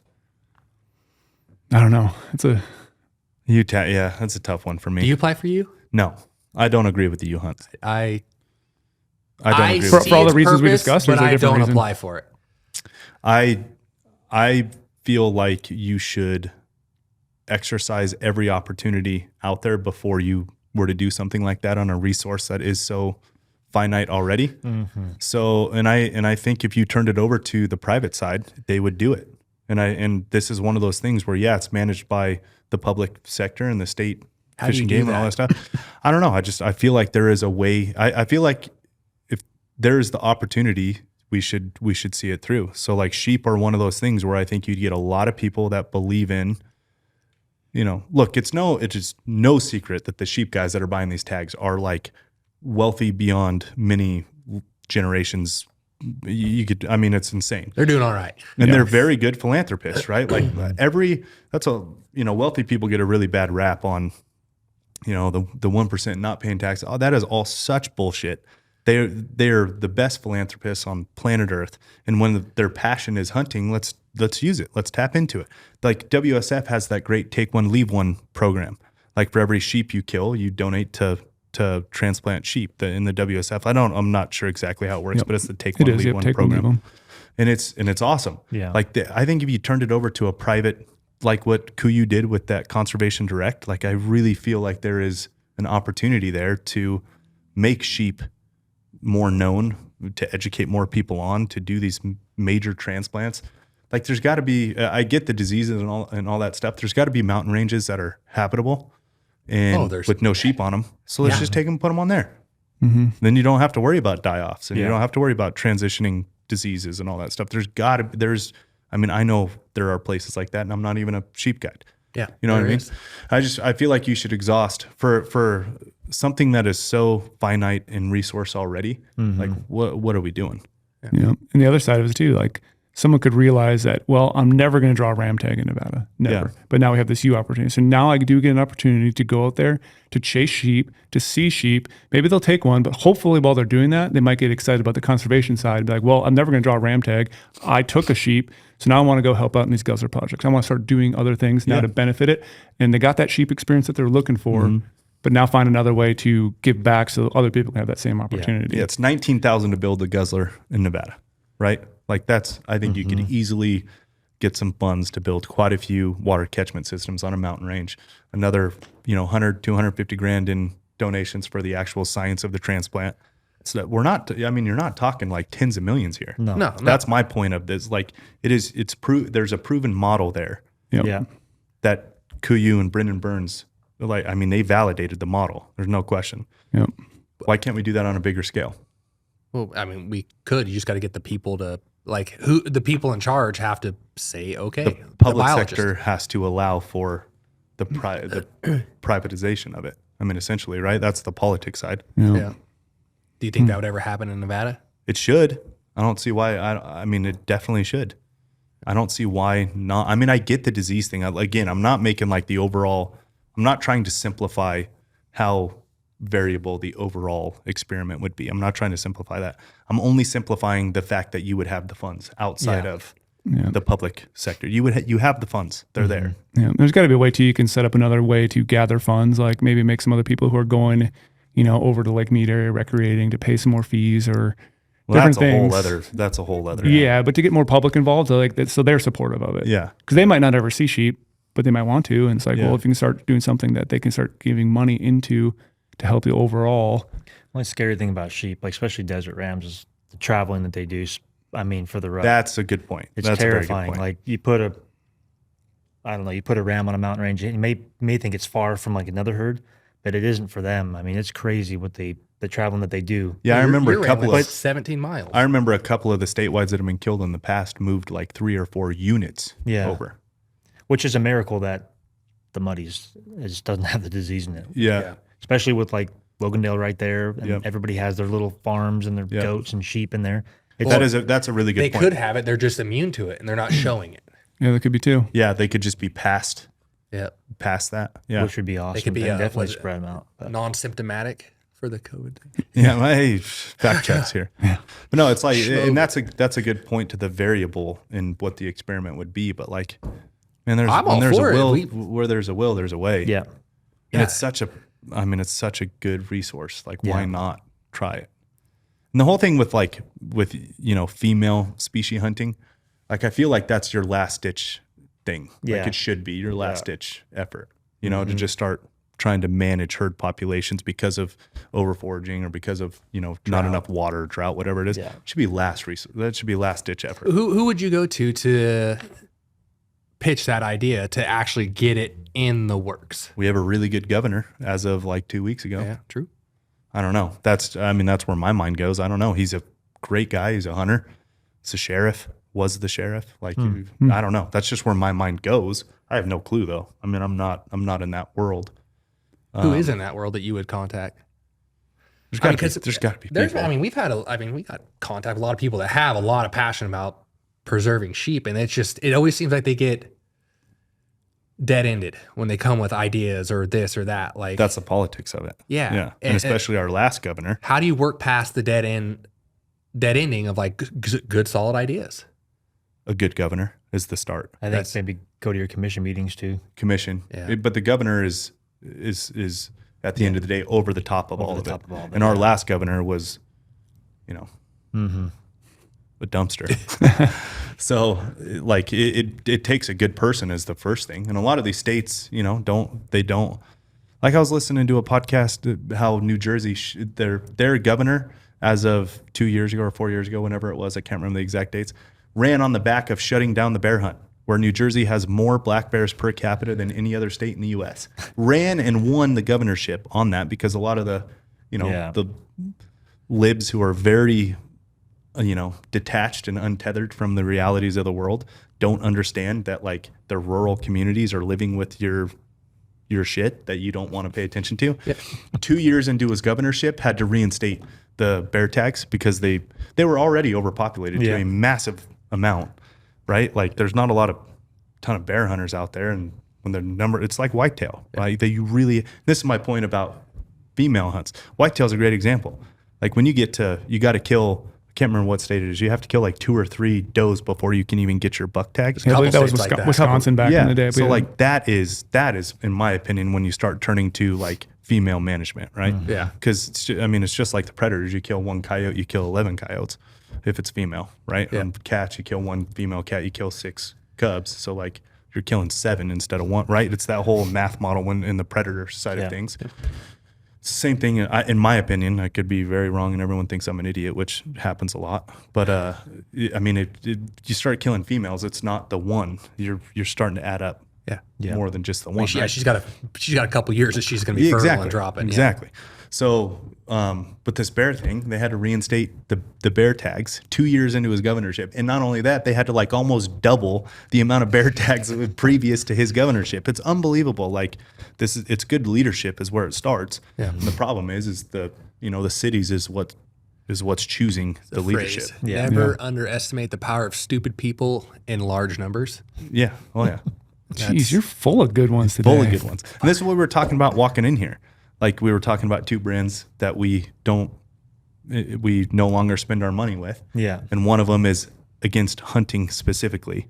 And the other one is doing some very stupid stuff outside of hunting. And my point was, if you're that stupid, you're going to be stupid on everything. I don't want to support you. You're solid stupid. Yeah, right. Partial stupid. Like if this is what you guys are supporting and doing, like I can't be, whether it's hunting or not, it's just the level of stupidity shown. Yeah. Anyways, so like it starts with good leadership, and I feel like we have a good governor now to be able to at least have the conversations to not get dead-ended. Well, let's make this podcast go real good, and we can just submit it to him and see what he thinks. Yeah, right. Exactly. Listening to a bunch of idiots talk about stuff that they have no idea what they're talking about. I'm smart. Yeah, but I don't know. That sounds amazing. Like I would be all for that. I'm sure you would be. I think every sheep hunter would be like, yes. I think every hunter would be. If you tell them their odds, right? Like everybody's likes to know data. Like if you tell them their odds double their chances of getting a sheep tag in the next 10 years. Yeah. I mean, granted, doubling from 0.5% to a full percent isn't that big of a deal, but still, it's double. Yeah. I mean, there has to be some good science behind it. I'd be so worried about taking sheep from one unit to another and then just being like, where the F am I? Or just like not being able to handle. I mean, because like there's cold mountain sheep, like, northern sheep, it's cold. Mm-hmm. They're used to that. I mean, I don't think you can take a Muddy's ram and put him on Troy Mountain. He'd be pissed. He'd be well fed, Yeah. Yeah. but he'd be like, "What is going on?" Yeah, I can't remember the exact details of it, but I can't remember if we covered this news report, but there was some bear that they relocated from one state to like a couple states over. Yeah, and he found his way back. Found his way back. Yeah. He even got hit by a car once too. It's like Jesus. traveled in a crazy amount of distance to get right back to where he was before. How do you have it's that like, homing beacon? yeah, it's so wild to me what Animals what are crazy. do. It's like, I wonder if sheep will do that too. You know, Ducks, like you ducks, transplant some of them. waterfowl, migratory. That actually might be. We talked to that biologist in the sheep range. I don't know, maybe 8 years ago, and they had they had the lions collared. Oh yeah. And one left the sheep range, went through the gorge. I went over in Arizona somewhere. Must have not been able to make it, and tried halfway back he died. But this is over like a several month period. Like he was trying to, Find find his own area, and but he went from the sheep range all the way up through the gorge into Arizona, and then he was coming back, and He was killed outside of Mesquite, I believe, right? yeah, something like that. Or almost in the area. Killed by another lion. lion. Oh, lion. I know, right? Those damn lions. Another lion in the sheep range. You know, Those all damn we need, lions. yeah. I lost a big deer in Mexico to a lion this year. that deer was giant. He's by the giant. way. Got a vendetta with lions right now because of that. Adios. Down there specifically. Pretty Yeah, cool. man, it's What do you guys think of the one horn ram hunt that we implemented this last year? Is that gonna be a good thing? Oh yeah, I that's love awesome. the so one cool. horns. Yeah. And they're old. So yeah, so basically they're just rams that a general person who draws a tag is probably not going to want to go after, right? So it's just another resource on the resource that no one's going to pass up, or everyone's passing up, and it's just there, getting old age. And when they get when that single horn is really short, when the short horn is really short, they're saying they're not fighting or rutting because it hurts them so much to hit heads. Do we know what's causing it? Is it what's causing the one horn? Sinusitis. It is? Yeah, it's that bot fly goes in the Okay. laser larva, and Gets into their core. but it's cool because these rams they're obviously out there. They're not contributing to the herd, but they're drinking water, and so it's good to manage those as well because they're just going to die of old age. We just killed one with my girlfriend. She drew I saw that. That was pretty 13 sweet. years old. It was so cool. Yeah, it's awesome. See, Yeah. like I'm on a soapbox today about this shit, but like the management, like killing old Colorado has a terrible 3-point genetic taking over, right? Yeah. Because Colorado's been such a trophy hunt for so long. I'm talking about mule deer, obviously. Anybody who draws these trophy tags, or these, I shouldn't say trophy tags, but like these premier tags, they're not going to go out there and kill a 3-point, right? Like and they're old deer that are taking does that are like spreading that, and that's the genetic that lives on because, most people see a 180-inch 4-point and they kill it. It's only a 4-year-old deer. He's only had 1.5-2 cycles of rut activity. Yeah. It's like that management of the genetic is also a huge thing. And the one horns, like if you draw your tag, you're not going after a one horn. Unless it's a mistake. Unless it's a mistake. If you gave me the opportunity to only and specifically go find a one horn, that's awesome. That's really cool. Did you guys see a lot of one horns running around? 4, 5. In that unit, there's 1, 2, 3, 4, 5, 6. Found 7 good one horn rams, but then there was a couple that were small, like young. one horn rams. No, they kept popping up, and then when all the rain hit, we did some like long hikes in there trying to find another target ram, and I'm like, there's another one I don't even know about.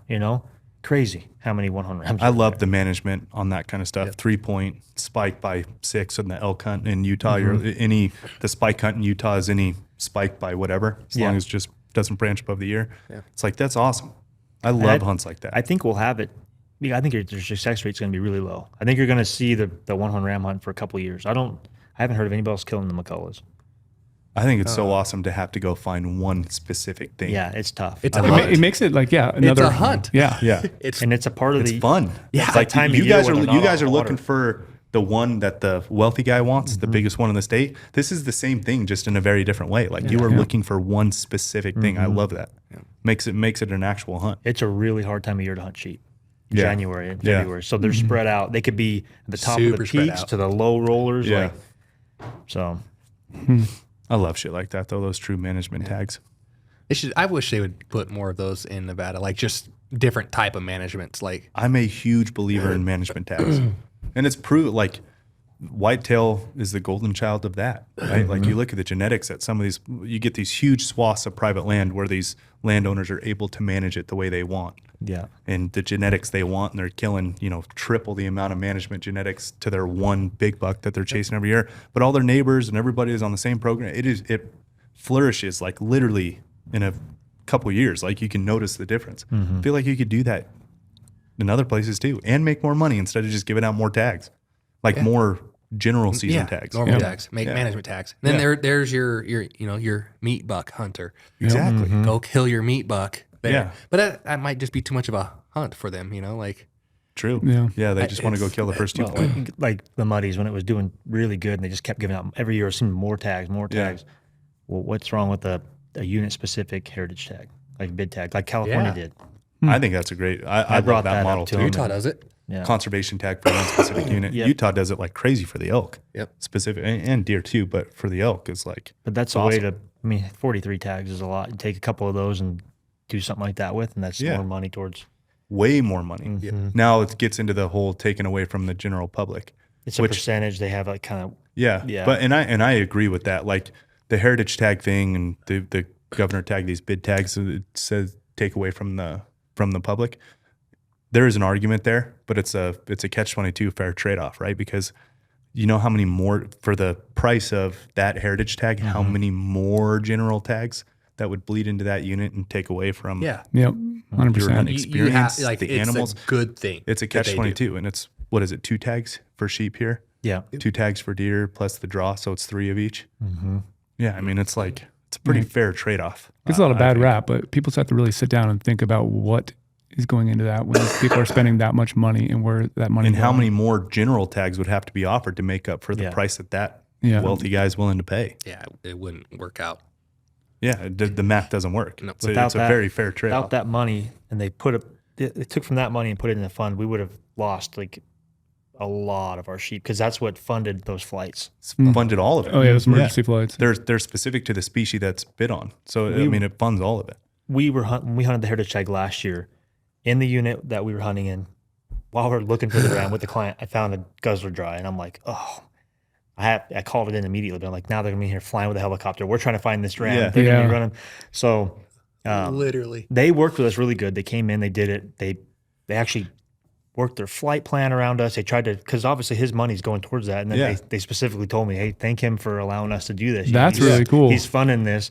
And they flew all the way around and came in opposite direction. And Yeah. So think about his money just funded how many sheep living off that drinker. It's a catch-22, but I'm a big believer. Once you understand the finances and how it all works, huge believer in them. yeah. Massive believer. Should we jump into another hot topic? Yeah. I think you know which one I'm going on now. What one? Feral horses. Oh. You said it right. I know. The other day when I was like briefing, I'm like, hey, let's talk about like State of the Union address in Nevada, and I said I made a mistake and said wild horses. Yeah, we definitely have to make that distinction. What they are not wild horses. Yeah. No. There's no Feral. such thing as American wild horses. Anymore. Well, even before they were imported. But it's that like term that everyone just loves to use because it's so like teddy bearish. Majestic, They are not native to the U.S. Yeah. The horses we have now are not. Yeah. No, there was a prehistoric, but that doesn't matter. Yeah, The it's ones like- we have like now size are of all brought in, antelope. especially and the donkeys. They're especially for our sheep, they're just as bad. Yeah. So what do you guys see out there then in terms of feral horses and burros and the destruction and There's too many. Yeah. Oh, you don't, don't- say. It's something else. Like in like these last 3 years, like we're talking about the drought was so bad and the feed was so bad. Well, it's something that are wild animals that are fighting, like that they're taking their feed. So it's something they're competing with. We don't. It's strange. They don't touch the guzzlers. don't touch the If they guzzler? did, if a horse started hitting guzzlers, they're draining them. Yeah. Like we're Yeah. screwed. They got to fence them. They'll hit springs though. They do I've hit springs. seen donkeys empty springs. I've seen in one of our units we have cattle, and They're wild or feral cows. Yeah. Come on. Yeah, I know. Let's use the term Verbiage. properly. Yeah. Yeah. Words. yeah, Words they're matter. Feral cattle, and I mean I showed you pictures of that. Like sheep that's and tough. deer hit that area. And I mean, there's pictures of like deer trying to get through Past the them? Yeah, it's like that's not going to work. Yeah. 100-pound deer in a Are we allowed 50. to kill those cattle? No. Yeah, actually, you can all the time. Everyone should go do you it. can't. No, they're now Ready to go. managed by the Department of Agriculture, right? They're ag, yeah. It's so crazy that they get taken over and managed like that. And that unit, but they've taken a lot of water sources from sheep and deer, Yeah.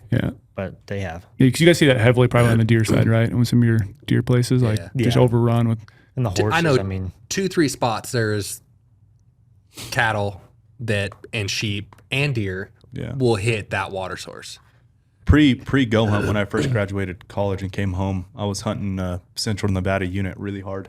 I spent 45 days scouting before I hunted. I had a big deer on a water source and lost him because the horses moved in. Yeah, do you remember that one year we were out hunting? We put some trail cameras out. We had literally, what was it? That was the same area I was chasing this we deer, had and I was just seeing what was back. 30 to 50 horses on one trail cam photo. and they won't leave the water. No, they stayed there the whole time. They'll chase stuff off. Yeah. I had a big deer on trail camera, and this is back before you had to pull them. And I was full of energy back then when I was younger, no kids. And I mean, the second those horses came in, that deer never came back. Yeah. I don't know where the hell they came from. I mean, obviously they're everywhere, but like no horses. Deer was showing up every day, every other day, kind of a thing. And then the second a horse showed up, he never showed back. Yeah, I remember refound I remember sitting on a glassing knob looking out, and I was like, "Oh, I got something moving into the trees." No Horse. feral horse. Yeah. Oh, something else moving through the trees. Feral horse, and it was like just a metric ton of them. Yeah. Came out of those trees. I don't know what the answer. Well, the horses are so what is our protected. answer? 2250. Yeah. The horses are so protected. That's what the cattle being protected too is really interesting. But like, I don't know. It's really interesting. Why are pigs feral and you can take those out? You know? can't. Yeah. They're Department of Ag too. Well, I'm talking Texas and what I mean, some of these other because states. it became such a nuisance. And Well, what do you think's happening here? Texas Yeah. is more private than Than here. public. Yeah. So like That's why, yeah. that's They're would be getting- my guess. Yeah. I think like say our deer herds are so rough. I think that wild horses are part. I mean, there's so many things I think attributing to that. I mean, the list against our deer herd that's Oh, it's bad. incredible. But I mean, It's I think wild compounding, too. horses are part of it. Wildly compounding. Yeah. And some of those horses aren't the prettiest looking horses. Like if these people are thinking they're like, oh, these are feral. big majestic ones. These are hips sunken in, Yeah. looking kind of. Go walk through the Oh, desert. inbred. Go walk through the desert in 231 and you'll find 10 dead and you'll find 25 well on their way to dying in the next couple of weeks. I mean, Herd you in the could, muddies right now. There's a wild horse herd in the muddies, It's so crazy. and yeah, they look. You go there in the summer, they're rough. Yeah, People I are feel just dumping bales of hay on North Shore Road to feed them. What? So now they're on the road. yeah, if you You're ever gonna get hit see by that, cars. take pictures and send that in because Baiting. I mean, I've hit a cow once and it's not fun. I don't want to hit a horse. Yeah, no kidding. Like, I'd be upset. And isn't it too? Haven't I heard? Was it maybe you, Cody? You get more. There's more fine if you accidentally kill a feral horse than if you kill a desert bighorn in the state. It's like a higher fine. I'm sure. You have better chance getting off with a murder charge Yeah, with than a killing a human than a horse. It's felony. Yeah, I'm not sure what the solution is here or what we can do, but it's people don't realize until you come to a state like Nevada and get out there and start actually putting glass up and seeing how many horses there are. And seeing what they do to our water sources. I mean, I'll take anybody wants to go, I'll take you to a water source right now and I'll show you how stomped out it is. And it used to be amazing. Like And it's not just these low desert areas either. I've hunted some places in central Nevada. They're up high elevation. yeah, 10,000 foot. Yeah. Where we backpack deer hunt, they're at those peaks now, and they're all over up there now. So crazy.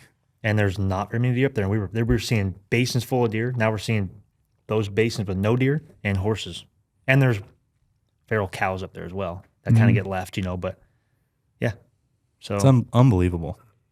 And like, what are you supposed to do now that they're out there and you can't do anything about them? And then it's just like, okay, well, they're not native.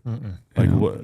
This whole talk about rewilding the U.S. and skip that. reestablishing the bison herds and they're putting woolly mammoths back in Siberia. Yeah. you I guys watched hear that about how one, they're yeah. trying to rewild because of the carbon emissions from the ground because it's thawing out and the woolly mammoths help keep it cold. All this stuff. Like, what about rewilding here too? Like by taking out the invasive species first. Yeah. Like, isn't that where you should start? That's exactly it. Isn't that where you should start with rewilding? That's what I would think. So I just pulled up an old article. We got to take a bathroom break. Keep the conversation going. So I just pulled up an old article I wrote in 2016 for GOHUNT.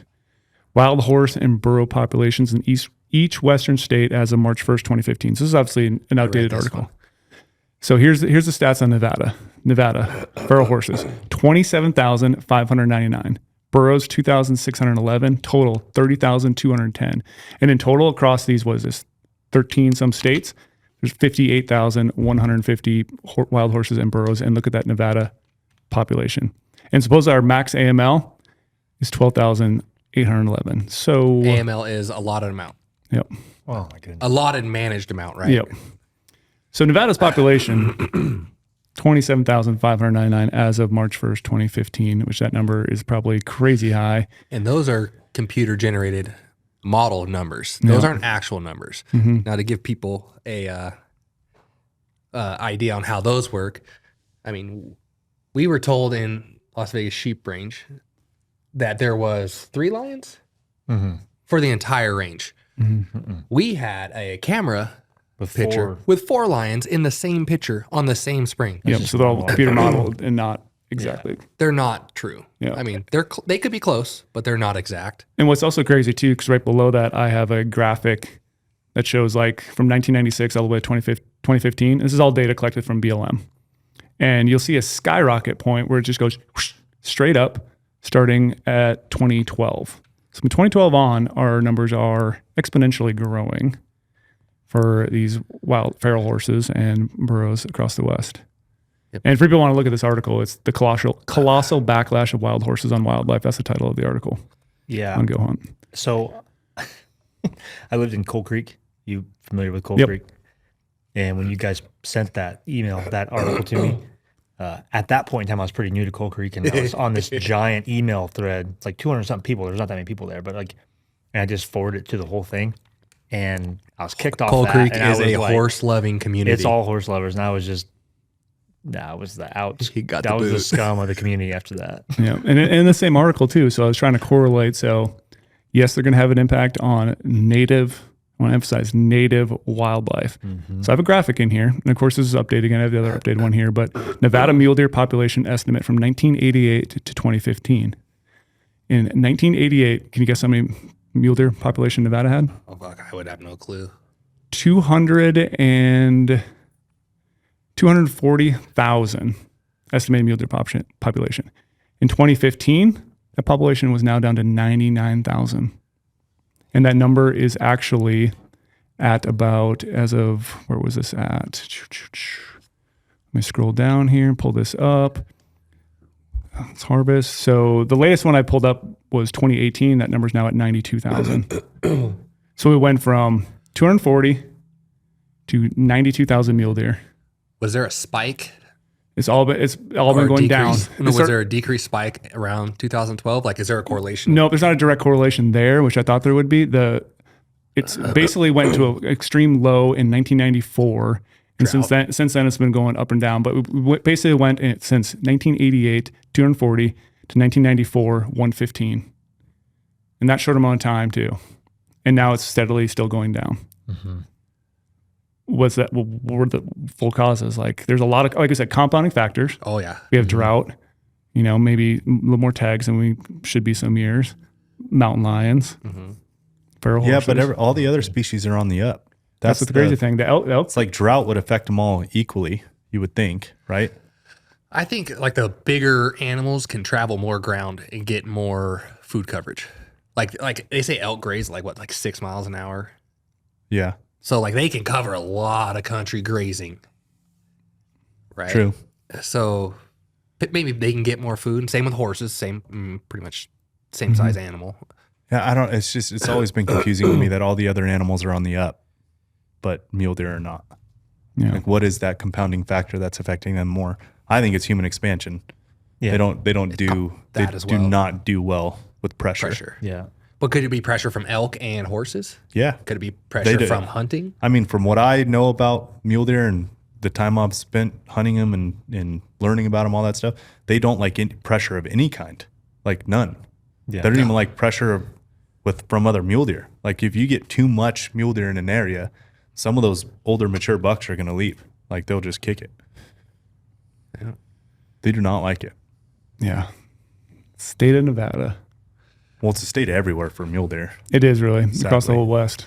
It's crazy to me that no one has done all the different like data for each scenario, like lion predation, coyote predation, drought, horse, like, you know, introduction to areas and what it's done, elk, antelope. Nevada donkeys. doesn't do aerial predator assault anymore, do they? No, I don't think they do. I don't think anymore. I wonder if there's a correlation when we stopped doing that. Stop doing that. That definitely could be something that I think I've heard in other states before. Yeah, I could see that. Stop being When big did they enough. stop doing that? That's like 2012, 2013 is when they stopped, right? Do we still run government trappers in Nevada? Yeah, we we do. still have government trappers, yeah. Government houndsmen. They're always around our cabin 13 because the ranchers there, they're always trying to keep the lions down that are killing their sheep. Yeah. Every year they're there. What's the outlook look like for you guys this year? What do you think? What do you think the state's going to be like? About the moisture and everything else we got going on. You guys excited? It's going to be same Well, as after last we just got through all that. Yeah. I think it's going to take a couple years for it to come back. I'm not excited for mule deer. I'm not personally gonna guide mule deer next year. So that's the thing that I was struggling with last year. So, you know, I've been starting to build back up points. I have a decent amount of points as a resident here in Nevada. And last year, even though it doesn't make sense at all, it goes against all my strategy I talk about all the time. I just bought points for deer in Nevada last year because of what I thought the herd was going to be like. Yeah, Like you couldn't have given me a deer tag that I would have been really stoked on. Now, don't get me wrong. I think, the deer numbers are down, but I think there's going to be some really great bucks. Yeah. Not a lot, but there's going to be some giants. There's always some stud deer that get killed. and like more. it's- I mean, the last couple of years, the units we hunted, they were really suppressed. But like, I think there's going to be some great bucks out there. The numbers aren't going to be there, but it'll be a great year to draw. Yeah, I think it's a phenomenal year to draw. Yeah, I think and tag numbers I are think- low. Yeah, so especially you're yourself more. less people Arizona, out there. Nevada, Utah, New Mexico, like any of those states this year, it's gonna be It's going to be good. a harder hunt, but it's still Yeah. there is potential of the big deer. Yeah. And just good, healthy, solid deer. Oh yeah, You know? I think it's gonna be a great year for deer specifically. It's been the elk have been doing awesome for the last quite a bit. A couple of elk guys I've talked to are thinking that it's starting to show an effect of like how good It the has elk been? hunters. Yeah. It's starting to. I wouldn't be surprised by that. It's been on a run here for a Yeah. while. Some of those guys up there have been really killing Yeah. it. Did you guys do many elk stuff at all? Nothing? Not unless maybe I have one or to. two. We did one this year. Brady's a huge elk guy, so if you guys need some help, Heck yeah. he's turned into an elk guide. Yeah. You know, I can't find mule deer, so then I got to switch to something what I else. think will benefit for Sheep. off the mule deer this year is like in 19 when we had that great winter. Yeah. Like all the does around like where we hunt all had twins. Like it almost seemed like every doe we had That's awesome. twins, and I'm hoping we have that this year, and maybe then a couple years straight. That'll be a nice you know, restock. yeah.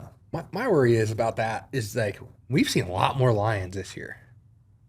The last 2-3 years, we've seen Yeah. a lot of lions down south. A lot. Do you guys get your 2 lion tags a year in Nevada?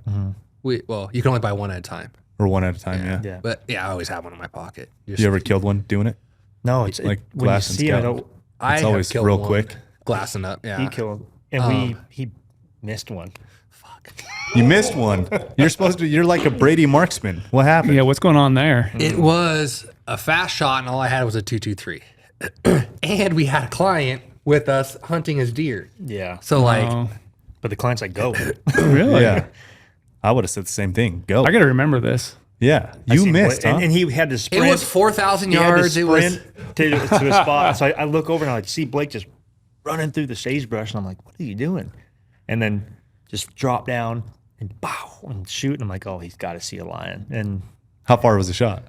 like 120 yards. no shut up. No, it was like 3 something.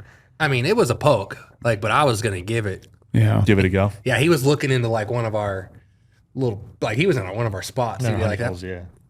Yeah. You've never killed one though? Just No, out there? I haven't. No. I never have either. I have the tag on me every year. I've never had the opportunity for a Come shot on on with us, one. and we'll show you. I We've glassed run the one 30 up every in 1 year. year. But things about lions, you glass them up. By the time you get your rifle or you turn away, they're gone. It's gone. Yeah. That one, well, we had a guide this year, Hayden. I mean, he with a client, this cat was bedded at like 230 yards and just like, I'm like, looking at shoot butterflies. He goes, nope. I'm like, why not? Oh, Yeah. in his mind, he figured that he said, if I shoot that cat, I'm taking a whole day away from this hunter, packing it out, and I'm going to clear all. His whole mindset was the client comes first, and he didn't want to take away from his hunt because it was already so tough because the deer numbers were down. He figured he's taking a whole day at least from this guy. And I get that. So I actually respected. Yeah, I respect that. I get that. But if I was a client, I'd be like, yeah, let's take this thing out. yeah, but you're a different guy. You understand that Yeah, thing needs true. to die. yeah. The It was a lion, big cat too. Did you see the video? It was. the lion I took in Idaho this year, because that was the same thing. Just glassed it up and shot it. And How far was it? A lot further than yours. 706. Were you rifle hunting? Yeah, And yeah. he did I had not 300 miss. rum. Did not hesitate. Didn't even come close to Idaho is that missing. thing where I can downgrade my deer tag and shoot a wolf, a bear, or a mountain lion. So I had the opportunity right there and I had a tag in my pocket in a sense. So, but I was really surprised though, because I was like, well, there's this lion. I can shoot it, and it's in my deer spot. So all the deer are already gone anyway, Yep. And after I shot that lion, sure, my gun made a lot of noise, but like I did not find deer in a big chunk of area around there. And so it was like, that was super old lion. So I felt like I did that area justice by taking out that old lion. And I don't know, it's hard for a lot of people to realize because yes, you're out there deer hunting, and you have a limited amount of vacation time, but it's also like, what are the odds is you can take a lion, basically spot and stalk, no If I'm dogs. deer hunting and a lion shows up, it just became a lion hunt. Yeah, no question. No question.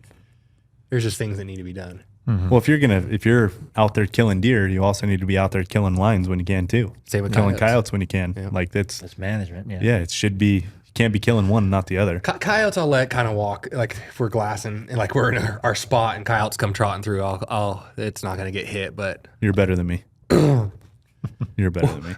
we got a client that's gonna look at us like, what the? Don't you shoot suppressed? Don't you have a suppressor? Yeah, but it's still. I mean, you guys have clients. It is different. You guys have clients. Yeah, they're paying you for trying to find a deer. Yeah. Not you guys. Not you guys having fun shooting coyotes. Man. No, I feel like if you're out there big game hunting, you got to predator hunt too when you can. It's like you got to be a killer of all species when you're out there. I think I always tell my clients though, like we see a lion. I mean, we both got tags in our pocket. Get to your rifle before I get to mine because it's fucking dying. Did you feel It's going down. Did you feel the same way about coyotes? Yeah, well, yeah. I've had a hard time with the coyote thing because I'm on a deer hunt and I do have that thought roll in my head. Like if I shoot this coyote right now, it could spook the deer. And there's been a lot of times where I have not shot a coyote. And I think I need to probably change that because I have an opportunity right there to shoot a coyote and I pass it up because I am deer hunting. I don't know though. Yeah, that fawn survival rate right there. Yeah, I know. Yeah. I mean, with the suppressor, I just shoot. Yeah. Anything else you guys got? How many book rams have you guys killed out in Nevada? Guided.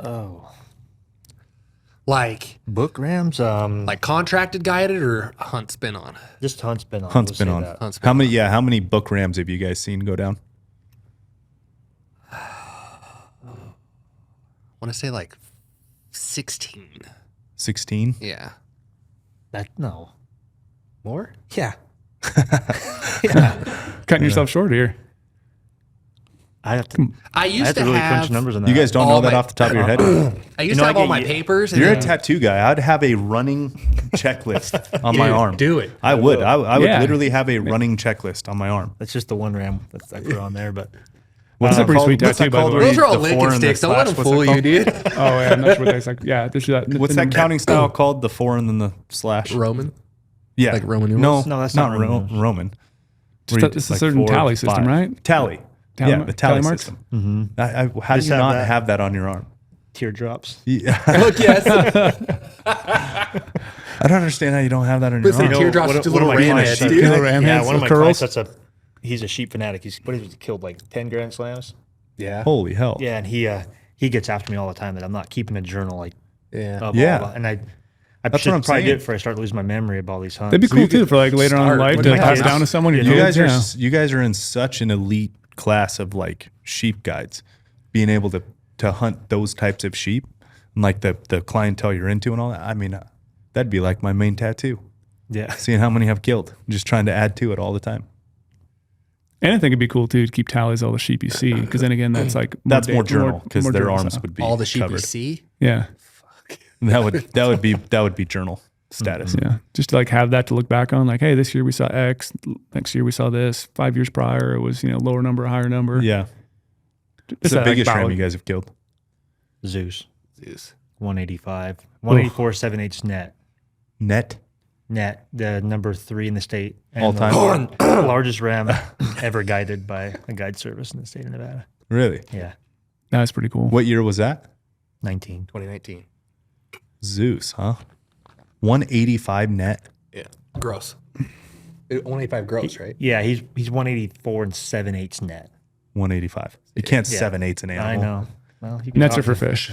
Blake knows what 7/8 looks like, but not anybody else does. You know, He's the very guy, familiar I'll with have you it. talk to the guy that 7/8. 7/8 from the back. How do you 7/8 something? Was it Victor T? Yeah. Was it really? Yeah. Victor T, man, he's 7/8 and something.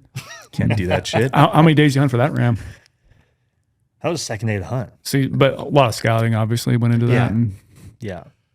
A lot. Yeah. 2 days we kill you 185. That's easy. Yeah, it's a good call.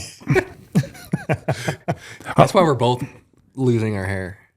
Stress on watching rams. on these sheep hunts too, like what are like shot distance you're trying to get people to?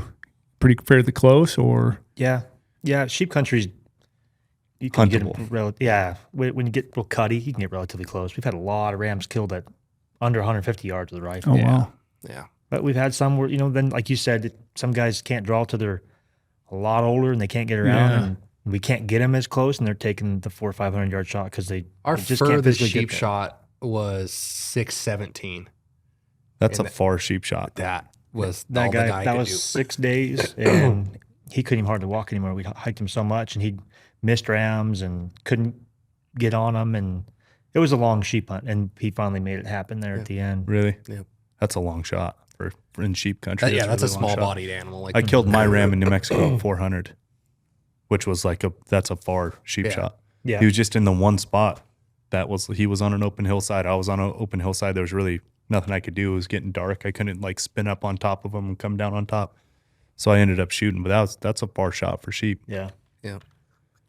Have you guys ever got any archery clients who are like, I'm an archery only guy. Mhm. I want to shoot my sheep with a Yeah. bow? Yeah. We number 1 and number 3 in the state Yep. archery record. Really? Yep. One was Heritage Tech. Yeah. Huh. Brock Is that- Brimhall. Yeah, Brock's ram. Yep. Yeah. That's what I have a goal to kill a slam with a bow. That'd be cool. Now the hard part, oddly enough, the hard part's going to be getting the opportunity, not necessarily just getting one killed with my bow, which is it's a wild thought, right? Like to get a Rocky tag, to get another desert tag. I should have killed that one with a bow. I don't know what I was thinking, or at least tried to kill one with a bow. But I would love to kill a slam with a bow. Yeah. Like, man, how few people have done that Very few. They say more people have been on the moon than have killed a stone sheep with their bow. with the bow. Really? I was like, well, yeah. Is that true? Yeah. Holy hell. You could be Yeah, in an elite I'm- class. I really want to chase a slam with a bow. That'd be awesome. What do you think the hardest one would be? Stone. Stone for sure. Just getting in. I mean, just where they live. I mean, it's not getting easier to get on a stone hunt. I Yeah. mean, it's pretty tough. Like just sheep in general. Like we've been talking about the resource of the sheep in general. Like it's not getting any easier to find opportunity for these sheep. So like you have to outlast that. Then you have to actually get one killed in the country they live in with a bow. You know. I actually think a desert or a rocky would probably be the easiest with a bow. Desert would just be because of the very country. doable. Yeah. it's you know. doable. Yeah. Oh, yeah. Just You because can of the terrain, patient- you said it's pretty Yeah. broken and Cliffy and Yeah. yeah. Cliffs do well for bow hunters, and if you get on top of sheep, it usually works out fairly well. Yeah. That's how we've killed them. Yeah. Bet them and then get up around Yeah. them. My best friend Clay Hill drew his archery only Rocky tag in Colorado, and I spent 11 days out there with him in Colorado helping him. It's like, man, if you can get on top of them, it's like you got a really good chance. They He don't ended up expect killing. He ended up killing the biggest ram in the unit from below the ram, actually, which is really, it was super interesting how it happened. We had so many good opportunities of us being above the rams, but then we were the 11 days I was there. It's been a great wet summer, right? So it'd start out high pressure and then low pressure would blow in the middle of the day. Yeah. So by the time the rams would actually get under a cliff and bed and we could get on top of them, then the wind would just go nuts. Downpouring rain, wind going nuts. I mean, we got close a couple times. The shooter ram would always be covered or something, and then they get spun out, and wind and sheep don't do real well. No. When they always pile up too. And they just like pack up until they finally bust, and then when they bust, it's over. Yep. So anyway, every time we got on top of them, though, if it would have just stayed a high pressure system, we probably would have got him killed in a couple days. Mm-hmm. And then I'm going to throw Clay Hill under the bus here too. Unbelievable stock we pulled off on these sheep, cut them off just right. They were getting out of their beds to go feed for the evening, cut them off just right, had them all strung out coming right to us. We had one little tiny cedar tree that me, him, and the film guy were sitting behind. I went out there to film it with him and help him. He's, done a lot for me, and he finally got to hunt for himself. So I was there. I wanted to film it too. And these sheep are just lined out coming right at us. We have somehow picked the perfect tree that was like covering all three of us up, the whole thing. He was the last ram in the band. There was like 9 or 10 at the time. I can't remember. 30 minutes left of light. He's a guide. He's guided more archery hunters than, because Colorado's the land of opportunity, right? The amount of hunters he takes every year is insane. I literally don't see him from August until January because he has a hunter every single day. And the amount of archery hunters he deals with, I don't know how he didn't draw before the sheep broke eyesight. I mean, sheep, that's what they have is eyesight. You know what I mean? He didn't. And so, I'm standing right behind him and the cameraman. And in my mind, I'm like telling him to draw. But he's a goddamn professional. Like, he does this stuff. Who am I to tell him when to draw? Yeah. You know what I mean? Like, I'm the guide. I'm the furthest thing from it. The guy hunts 100 more days than I do a year. Yeah. So I didn't say anything, but in my mind, I'm like, draw. Like, they are lined out coming. Like this, when sheep line out, like it's a done deal. Like they are going. Yeah. You know what I mean? It's not like an elk or a deer where they can just switch directions and mill around. Like when they line out, they go. Way. And in my mind, I didn't say anything. Anyways, he didn't draw. So the ram's sitting there. And then by the way, there's like this little notch. It's not like a big elevation drop, but like this little mound would drop to, I don't know, 3, 4, 5 feet or something. Yeah. The big ram, last one stops right on it, looking away from us. And he goes to draw. And then all the other rams in front were like, oh, there's something moving, right? Like just immediately snap their head around. It's like, okay, well, that was done. But if he would have been drawn, it was a 45-yard shot. It would have been incredible. But he didn't draw. So anyways, he ended up killing the biggest ram in the unit like 20-something days later. Everything happens for a reason. Yeah, for sure. Can't believe he didn't draw. I told him I would never tell anybody that story too, but you heard it here first. Yeah, heard it here first. But that's going to be that scene on film. He's going to have to relive that for a long time. Yeah. The whole thing was on video. Oh, it's like on video. It's like perfectly When's that on coming video. out? We're debating if we're going to release it or not, just because of how it all went down. But I want to release it. The ending won't be the greatest because it'll be cell phone footage of him killing a ram by himself. Oh, that's right. Yeah, you had a bounce. So it'll go from like amazing footage and amazing like story, all this stuff because we're there. Him and I never get to hunt together, and then it'll end with him in a cell phone. But it is what it is. I think that's it's still pretty cool. It's a cool story. Yeah. Yeah. You're still sheep hunting, which a lot of people don't get to experience that. So you might as well show it to respect the animal. That's 100%. That's what I think. How few people get to hunt bighorn sheep with a bow? Yeah. Rockies with a bow. Minimal. In some pretty interesting country, like not the biggest country, but rocky, shelvy, timber hillsides, but then also like this riverbed with all these little 20, 30 acre farms underneath. So we're like on top of sheep that are like on top of somebody's backyard with a swing set. Wow. It was the weirdest thing ever. It was an awesome hunt, but it's just like a weird setting. Does that make sense? You know what I mean? Like a river bottom. Oh yeah. Like these little tiny, old school ranches that people have had in their families for hundreds of years. It's like we're on the public on top of them, on top of the sheep, and the sheep are on public on top of the ranch. It's weird, but it was really cool. I think we should release it. I second that. Yeah, we got to. And he'll have to relive that scene again. We've all been there. I understand that. hope I I'm a don't go whole there. different person from guiding to hunting for myself. Yeah, that's what he I'd said. be He the goes, guy that would he goes, forget. I've been in that situation so many times, but never with the weapon in my hands. And like I was still in my guide mind, not the Yeah. hunter mind. Yeah, I mean, I did it. Like when I shot my bull, I called my bull in, and I thought to myself, like, you dumbass, you better put an arrow on your bow. Like I'm like sitting there holding, I'm like, oh fuck, I need to knock an arrow. I'm actually the killer. Oh, it's my turn. Shit. Yeah, that was funny, man. Are you guys more stressed with the client than like by yourself, like that sort of thing? Or are you like pretty calm and collected and I'm calm with a client. I'd be more stressed by myself. by yourself? I killed a buck a couple years ago, and I was going to turn my tag, and the only reason I kept it because we'd hunted this buck with 2 archery clients, and they'd missed several opportunities, and I knew the buck really well. Not a great year, but he was a cool old buck, and so I was like, I can kill this buck with my muzzleloader with my boys there, and they could watch it all go down, and it worked perfect. We bedded him. I sat them down on scopes. I went around back, came over top of him. They watched it all go down. I get up there, I'm on shooting sticks like 68 yards from his bed, and I can't stop shaking. And my kids are watching. I'm like, dude, don't mess this up. Your kids are watching. Colby You know? gets bumped up. With a mule I deer, stood- dude. I stood there forever before I could finally. I'm like, he's gonna win me soon. And finally, I calmed down, and I hammered him. He didn't even get out of his bed. But yeah, it was Colby's got the It felt mule like deer 10 minutes. It was probably only like a minute, but I could not calm down. Yeah, I get pretty shook up too, and that's the feeling I love about hunting. There's very few things in life that can get me to that point, and hunting is like the purest form of it. But I am more calm for myself than I am for another person. Like I don't think I could be a guide because I have so much stress on me for that person to have fun, be successful, Yeah. whatever success is. I'm not talking about killing, but like enjoyment, opportunity, seeing animal success.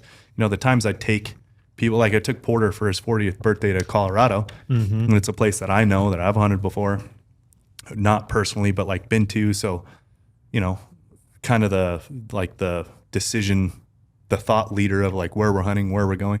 I had so much stress on that hunt just to make sure it was a good I think we all hunt. have a little bit of stress. Like we want our clients to like. we stress on the clients, but I think it's just different. I take it to, Yeah. and I don't know how to manage it. That it's Yeah. you have to let it unfold the same way. Like because I know I'm happy. I'm happy just to be hunting and be out there. Yeah. And like it kind of removes that in my mind for me when it's somebody else because I don't know if they're having fun or enjoying or you know what I mean. I always want to ask you this: do you feel like being a guide when you draw your tag that you have an expectation that you got to hold up? Yes. I can answer that for you. Yeah. It sucks. I can answer that for you. I have so many good friends that are guides. It really does suck. Why It's do you like think, this why do you is think your a lot of guides don't tell anybody that they draw? yeah. It's like that's Yeah. your guys' form of marketing, which is such bullshit. Like that's what it is. You know what I mean? Like when somebody a public land DIY hunter finds out that their guide buddy has the same tag. Yeah. It's like, oh, who's gonna do better? Like, what do you mean? You guys are. What do you mean? Who's gonna do better? It's hunting. Like who knows who knows? Yeah. Like I've kind of realized that in my like last few tag draws. I'm like, fuck, dude. This is really that's when that's the stress part where I'm like, it took the fun out of it. Yeah. You know? Like Well, it's your guys' job. Yeah. It legitimately is your guys' job. yeah. That's why I love what we do. Honestly, like super fortunate. We're more in just like the finding opportunities and just Yeah. going hunting. So like that's what we do and what we're good at. And it's not so much like, you know, Giants. yeah, you were less than half of. Well, who cares? Yeah. You killed an old great buck, found the tag, had no points. What like finessed my way into this, all these tags this year. Like that's what I like, No, that's awesome. Yeah. and not so much on the actual outcome. Like I said, success to me is loving it and enjoying it so much. I can't wait to do it again. That's how I know if the hunt was successful or not. Exactly. That's the best way to put it. Right? Like if I don't kill, all good. If I liked it enough that I want the tag again or like want to chase that strategy or thing again, that was a successful hunt.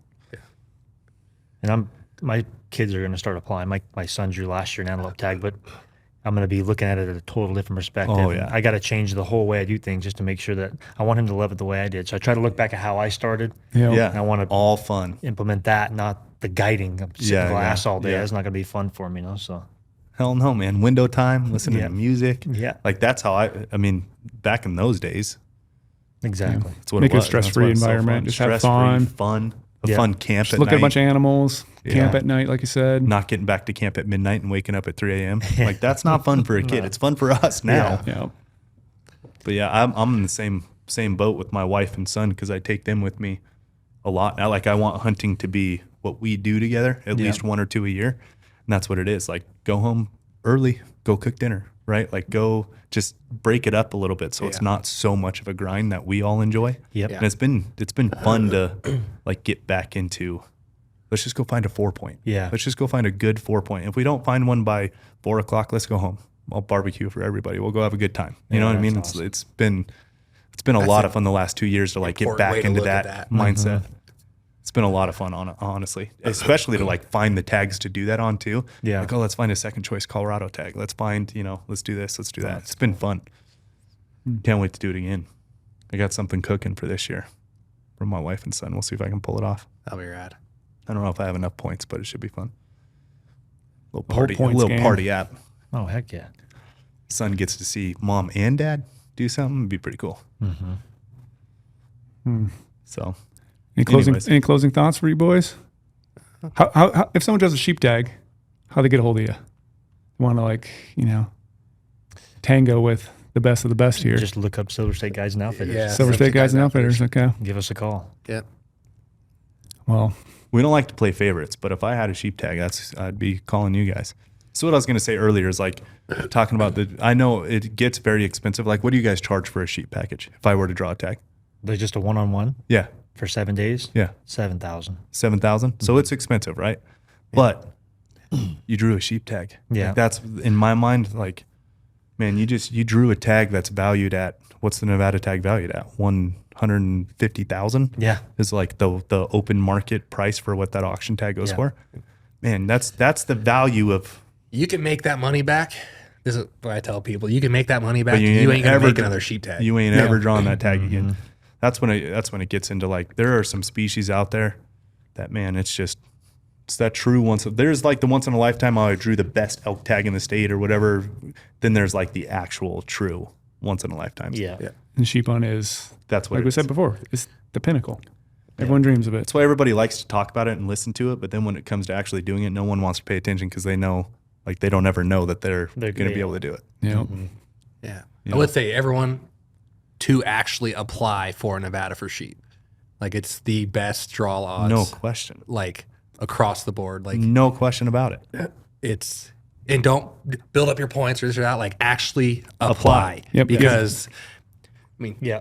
non-residents with 2 points. Or drawn tags. Yeah. Oh, yeah. Yeah. With 6 points, I 5 tell points, everybody, 4 like, points. I'm going to buy points this year. I'm like, no, this could be your year, your only year. Always apply. You'll Yes. find time to Yeah. hunt. Like, Bonus point system. Yeah. It's a blessing and a curse, right? But like, do not buy points in Nevada. Just apply. Yep. Yep. Yeah. And if you want to know the strategy of how to get some tags, That's on us. that's on us.